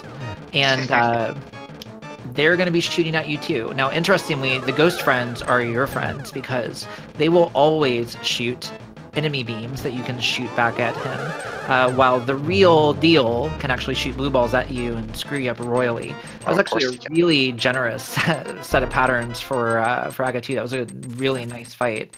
I think I would take a 3 2-shot cycles for most of these fights. Some of those patterns he can give you can be pretty unfriendly. Yep, so barring any major incidents here, Drunken Draconian is within striking distance, so if he's comfortable with doing the Ganon fight pretty quickly.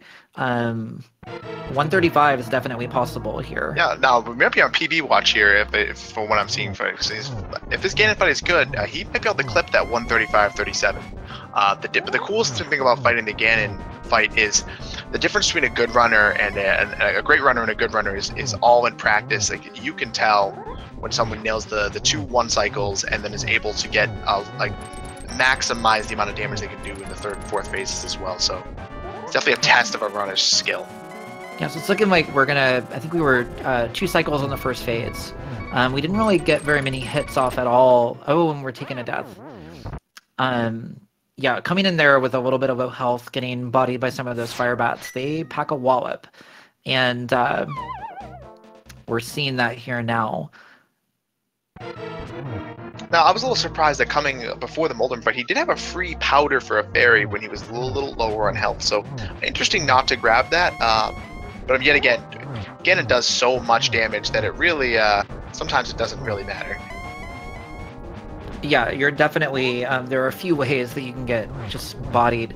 Getting really, really generous RNG here going into phase 2. When he gets this pattern, it's actually 100% free to get a one-cycle version of that phase. You just go up into the corner, do some spins, and you are good to go. Gotta watch out that last circle of bats always lasts way longer than most people think so. So you have to really, it always messes with your second shot. Yeah, those things are terrible. And if you do get hit by them, they behave completely the opposite of the way you would expect. And it's one of the hardest things to actually sort of train your brain to think that way, is that they actually, you will actually travel opposite the direction that you were moving. If you, oh wow, it was really, really clutch timing. That was a tight torch glitch, yeah. If you usually want to time that torch right as right after the last brick is falling. Yeah, that was really nice timing that would allow him to both get the torch glitch and also get that kind of free hit in on Ganon before he traveled away the first time. Now, some people might be asking, like, don't you normally need silver arrows to heal Ganon? No, Ganon can take damage for the first couple frames while he is teleporting. So and the spin slash opens that window just a little bit. So most of it, it's a lot faster to do this strat over getting the silver arrows. Yeah, no, unfortunately, by missing a couple fire rod shots, Drunken ended up deciding to switch to the lamp, which I think is smart. You definitely do not want to run out of magic on this fight. It's basically a game over. But he has done it, and he's going to go ahead and drain the rest of his magic out of protest. Yeah, just barely missing a PB here. So, I mean, if that is his recorded PB, he may have recorded something similar, different since the start of the tournament, but overall, very strong run for him. Absolutely. And Drunken has finished with an official speedracing.tv time of 1 hour, 35 minutes, and 49 seconds. G frickin' G. That's a really solid run on a Draconian's part there. Yeah, being that close to your PB in a race setting is nothing to sneeze about. Nothing to sneeze at, I should say. You know, anytime. I mean, if you can PB, that's amazing. But being that close to your PB is something you can be happy about in any race. Just consistency. Like trying to stay within that amount of time and doing that often near your PB means that you'll definitely be destined to get that time lower if you can consistently hit those times.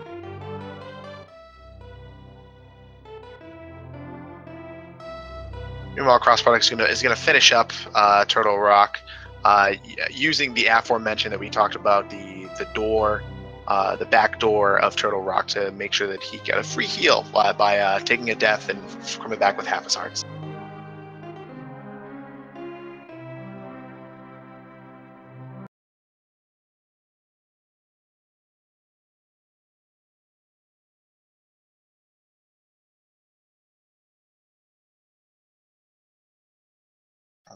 Crossproduct going with the safer strat here on the Trinex fight. No backdoors from either of these runners, but we're also going to go for the spin strat. It's a little risky because the turtle head can do a ton of damage to you, but getting a double spin off that wall and slashing once in the head will end that fight very quickly. A nice fight by crossproduct.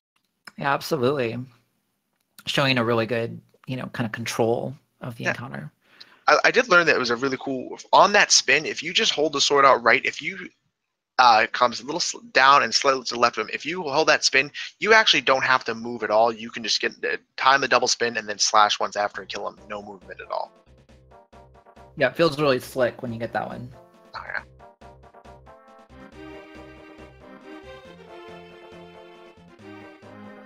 Hello? Hello, GG, Drunken Draconian. GG. Thanks. So close to a PB on that run too. That was pretty awesome. Yeah, my PB's pretty bad. My PB has a death on Ganon, and it's not. Well, I mean, yeah. So I like to call them happy little time saves. Like you plant those in your runs as you go, so you have time save for the next time you have to go out for it. That's the smart way to do it. Exactly. Yeah. Yeah, I did save 1 second on the Ganon split, even with the death. So.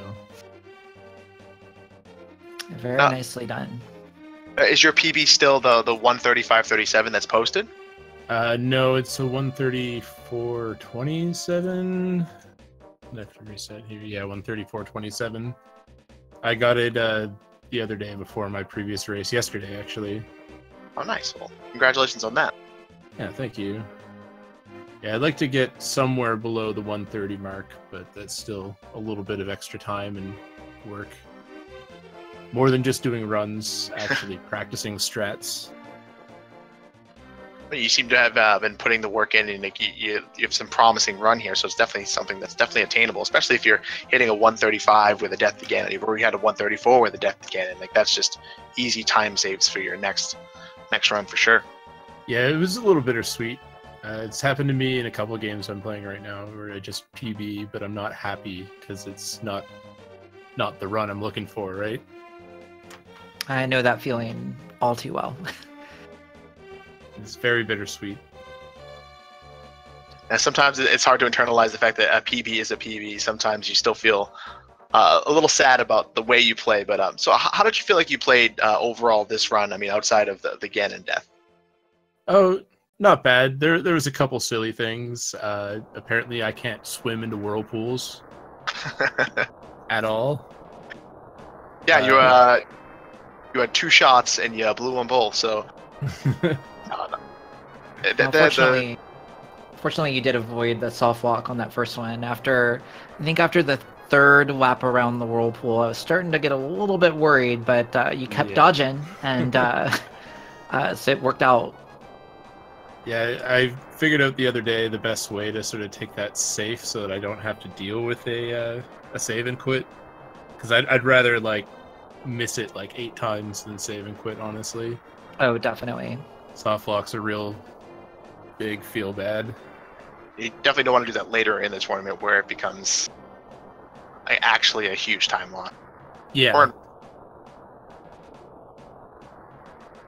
Yeah, this tournament has always been a little bit more about fun for me than getting any like really high places. I know just based on like the caliber and quality of the other players in this tournament that I had my work cut out for me, that's for sure. Like, this is my first win. I've played all 3 matches, so I don't think I'm moving ahead anyway, but lots of fun nonetheless. Like, that's the great part about this game. Yeah, I think no matter what, this tournament has gotten a lot of people running the game, a lot of people making a lot of improvement, and that can only be a good thing and the source of a tremendous amount of fun. Well, it's like, yeah, we're seeing a lot of runners that like didn't really have run it very often, and now we're seeing way more sub 135 runners and even way more sub 130 runners than there used to be. Given the popularity of this tournament, we had 64 players in the last one. We had way over the 128 for this one. So, I mean, it's only growing, and like the more the runners, the more information, the better some of us are going to be. So, yeah, exactly. And it's also nice to see the vanilla game get a little bit of love. I know randomizer kind of steals the spotlight a little bit, but like, there's no better way to get better at that or the other one. It's the same core gameplay mechanics. Absolutely agree. So just keep playing and have fun. Yeah, absolutely.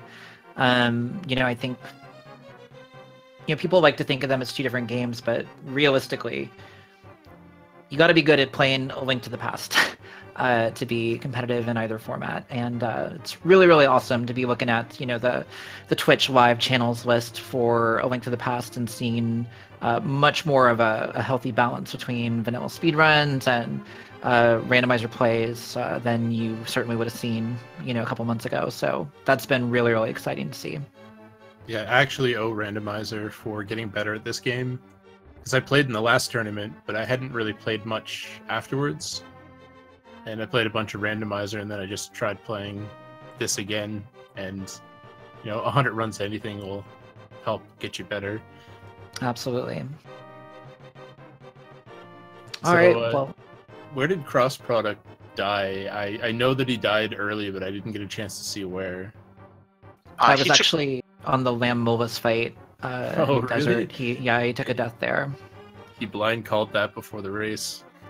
Oh my! Oh, goody. That's a tough death to take. It's just one too many Landmola hugs will end you. Yeah, any early light world death is can be a little bit infuriating. Especially in a no reset run like this, where you know that now you have to carry that death all the way through the rest of the race. Yeah, for sure. Yeah, there was a couple things that are just, silly mistakes. But overall, it was good. And I hope Cross Product had fun and feels alright about his run too.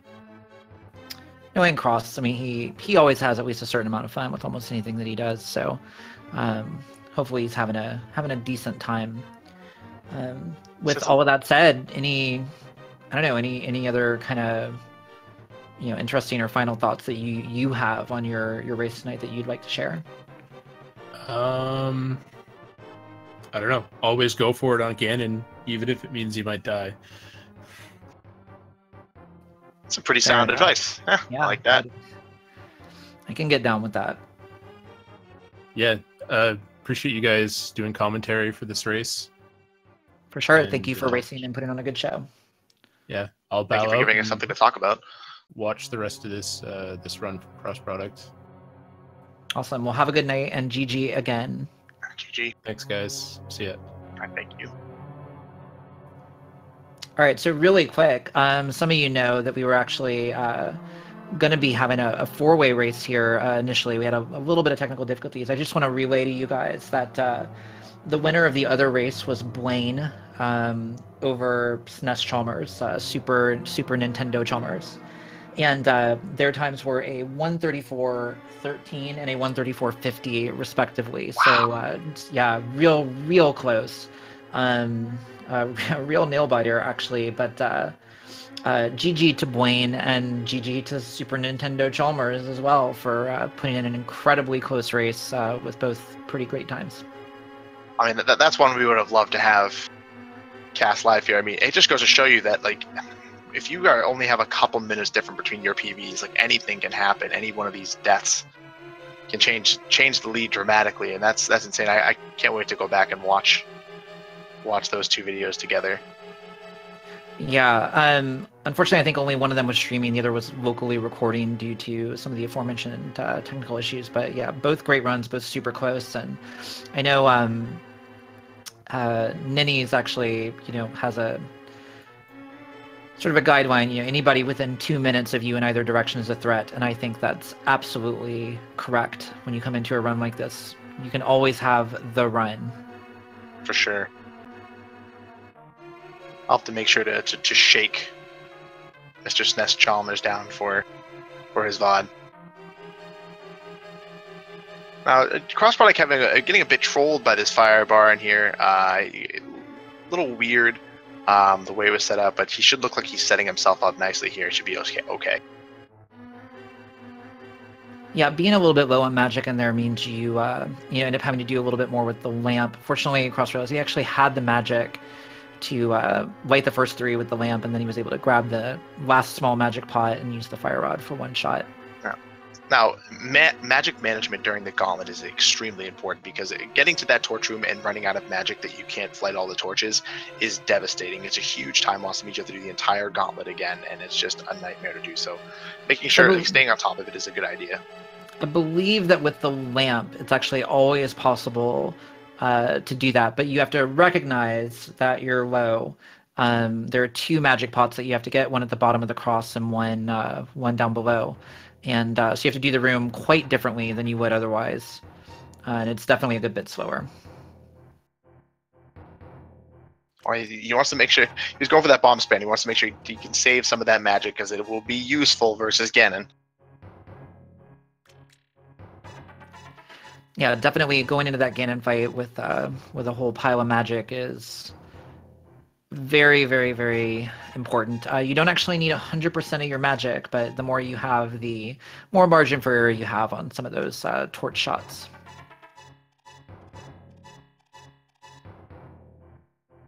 So let's see what kind of Aga2 RNG cross product manages to get. Not quite as generous as what Drunken Draconian received, but not too bad either, actually. Serviceable. You don't want to get the ones where he's in 3 different corners of the room. Yeah, those are just mean. So the last two placements have been pretty generous for him, so allows him to finish that up pretty quickly. But going into the Ganon fight with 4 hearts means that just about anything is going to kill you. So we're going to need to see a solid run out of him to see if he can first try this guy. Yeah, 4 hearts definitely a little bit scary.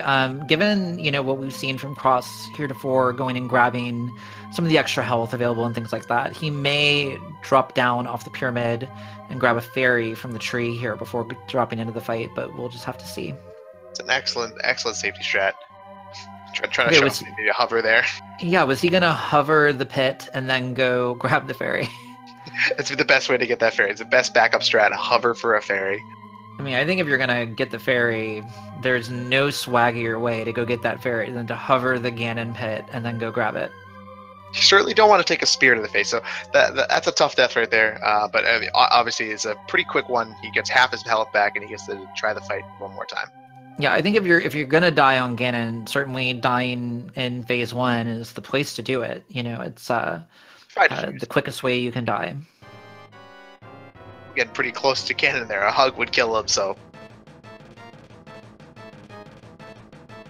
Yeah, so Cross with a much more comfortable heart count now, and hopefully you can get through here. Oh, so Ganon did go top right, but unfortunately it's the lame top right, not the really generous top right that we saw on Drunken's screen. So Cross is actually going to have to do some real attacks here. Ooh, unfortunately getting clipped by that fire bat there just at the very end. If you're not used to the fire bat movement, it can be very difficult to dodge all those, especially for if you're not used to the movement. The fire bats being off the screen in the top right can be very difficult to dodge. Yeah, absolutely. Cross was making pretty good use of the hook shot's invulnerability property while it's extended to actually avoid taking damage from most of them, but that last one just clipped him.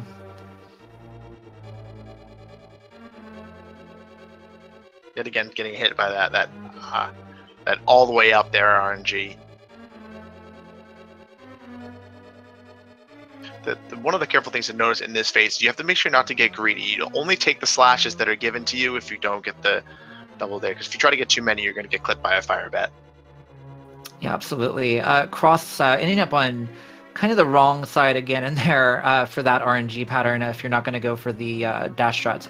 Oh no. This could be he's getting a little bit trolled on the warp up there. So he's hoping for some better RNG. It might be a good idea to grab that fairy at some point. Yeah, that fairy just gives you a little bit of insurance against those fire bats. The difference between being able to take 2 hits versus 3 hits or 4 hits is pretty significant. But he's going for it. And guys, please seriously send your energy to Cross right now. This is one of those kind of mentally tough runs. This is a tough game to play no matter what, and he's doing an amazing job of getting through this. Yeah, so he's had some pretty tough, heartbreaking losses during the run. So able to keep it together, especially in a no reset run, especially after your opponent is finished, and keeping it together and consistently still giving his best to try to fight this guy and not quitting. So that's some really swag hookshotting back and forth across the arena there for the people. Yeah, you could not have scripted that better. Oh no! Boxing himself in the corner there, he kind of got. Those bats came in with a vengeance. I gotta tell you, I am okay. It's fairy time. Actually, it might be. No, it's okay. Okay, I was like, well, he doesn't have a bottle, so you can't do much with that. I mean, he's got 100 rupees. He could have a bottle. I wonder where this trip is taking us. Yeah, this is interesting. Let's all go on a little journey with cross product here. Now, he may be going to get silvers. Oh, now that's not a bad idea, actually. Yep, that is what we are doing. So not only will we be able to get the silver arrows, we will probably also be able to get the butter sword. And both of those will combine and conspire to make this fight substantially easier. Lucky for him is that with the rupee route that we use, you get the 600 rupees. You have 100 rupees lying around, so it no extra work required to go get this. And some people, do opt to route the golden sword and the silver arrows in. So if you're having trouble with Ganon, this is definitely a great option to go for. Most definitely. A lot of I mentioned this earlier with spin speeds and things like that, but it applies to a lot of things. The fast strats are only fast if you get them first time, right? So if you're having trouble, going with something that makes the fight consistent and manageable, especially if you're under stress, can be a huge advantage. I remember blind playthroughs as a younger person when we were playing this game. You realize some of these bosses didn't seem so hard, but that's when you had red mail and butter sword and silvers and full hearts and stuff. So trying to do some of these really hard bosses with just green mail and red sword can be quite difficult. Most definitely. It's no joke. We can look at two runners here on the stream and talk about them in relative terms and, sort of think about how they're doing. But at the end of the day, all of these guys are doing some stuff that's pretty freaking hard. This is, they are playing the game with way less than you're expected to play the game with. And it's pretty impressive in every case. Also going for the insurance, very nice. But yeah, it's like even getting something like a sub 2 hours. Just think about the natural playthrough of the game usually takes much longer than that. So even doing it in this quickly is a testament to having some practice with the game and being familiar with the routing. Yeah, most definitely. So having gotten the butter sword, he will only need 6 hits per phase in these first 2 phases of Ganon as opposed to 12, making it much, much easier and more consistent to get those single cycle phases. Yeah, so that should end it for him. He should be able to get out of there and not have to dance with those fire bats. Only get 1 dance with fire bat and then be able to go to phase 3.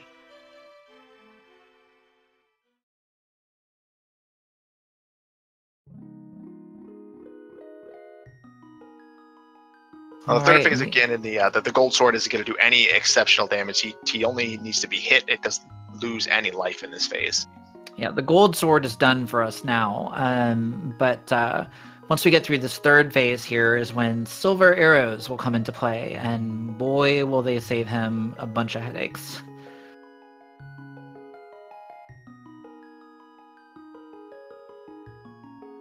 Now, with the gold sword and the silver arrows, it is much less important to get the torch glitch, but I mean, helpful nonetheless. Oh, just barely missing the triple. Yep, and with that 4th silver arrow hit, that is Ganon down. GG to crossproduct for finishing up. Yeah, and that's really good, staying in the headspace to remember that, oh, I can go get the gold sword, the silver arrows. I don't know if I would have thought of that right off the bat. Yeah, I would have been pretty tilted, and I don't know if I would have jumped right there. But having walked through the door, crossproduct has finished with an official time of 1 hour, 56 minutes, and 45 seconds. GG to crossproduct. And thanks to crossproduct for capping off his walkthrough Ganon's final door there with a resub to Speed Gaming. So thanks to crossproduct for that. Yeah, well played.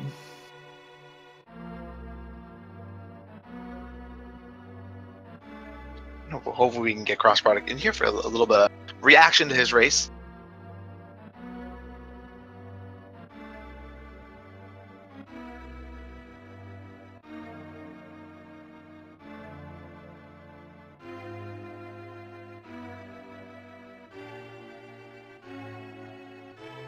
Overall, we saw some pretty good things out of both runners today. Like a lot of different strats, a lot of different levels of both runners, and something that if you're a casual fan of the game or if you're a hardened veteran trying to get yourself under sub 130, you definitely saw some things that you could use. Hopefully, you found something you could learn, and different strats and safeties you can use to hopefully heighten the game or just something entertaining to watch. Yeah, this is as painful and difficult as it can be at times. This game is also incredibly rewarding and a lot of fun. So.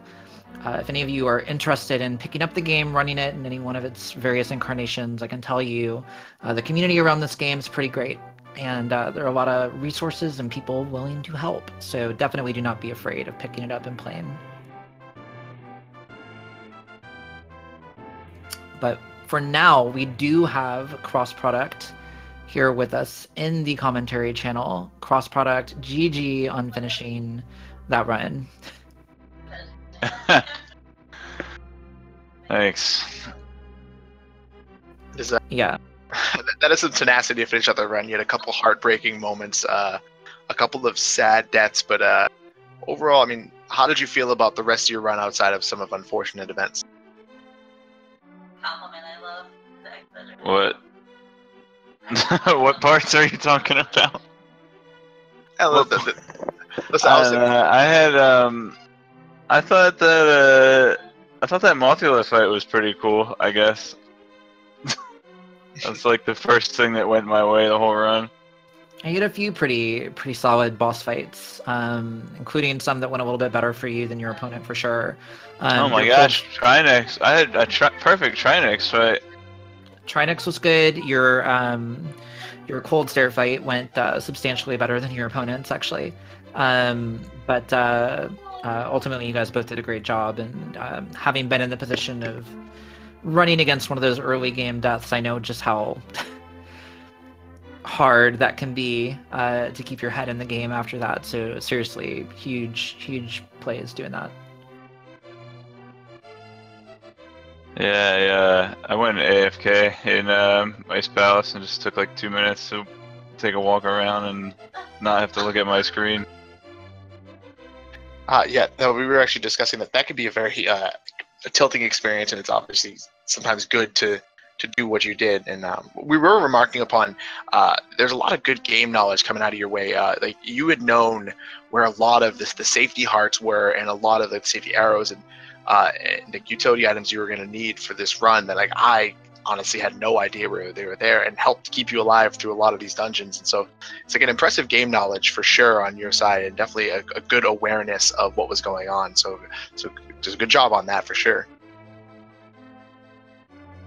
Thanks. I didn't even think about that. Some of them were kind of guesses. I was like, I know there's a heart around here somewhere. That probably looked more impressive than it felt. Yeah, so one thing I did want to bring up and ask you about, so you did, if I recall correctly, you did actually go and visit the old man in the bar. Unfortunately, he just spoke Japanese to you. Was that a surprise to you? I mean, I didn't write all the lines in there. Once in a while you get one that's not mine, it's fine. Fair enough. Alright, well, GG again, Cross. Any kind of final thoughts from you on the run? Whatever you want to say, so long as it's PG. Well, good game to Drunken Draconian. Obviously he earned the win. I mean, when your runner finishes 5 minutes, like ahead of your sum of best, it's, I'm not upset about losing. I'm just upset about just every possible thing going wrong. But it's also my fault for not practicing, so I only have myself to blame. But looking forward to Rando, which is a little more lighthearted than this. But got one more NMG race, so I'll show up for that. Well, good luck in your next race, and good luck in all of that stuff. And thanks again for putting on a great show. Thanks for commentating, guys, and thanks for all the runners. And will or Jay Bradley do the restream today? I think he might have, actually. He was in the speed racing chat. That's why I was. That would have been him. Yep. All right, cool. Yeah, thanks for everybody who makes these tournaments happen. They're normally a lot of fun. Appreciate all the work that goes into them. Indeed. Well, all right, well, thanks again, Cross. Thank you. All right, well, with that, I think we are going to be saying our goodbyes. Linksion, thank you so much for commentating with me. And thanks to Willard and to everybody else on Speed Gaming staff for helping us make these races happen and the restreams and all that. For sure.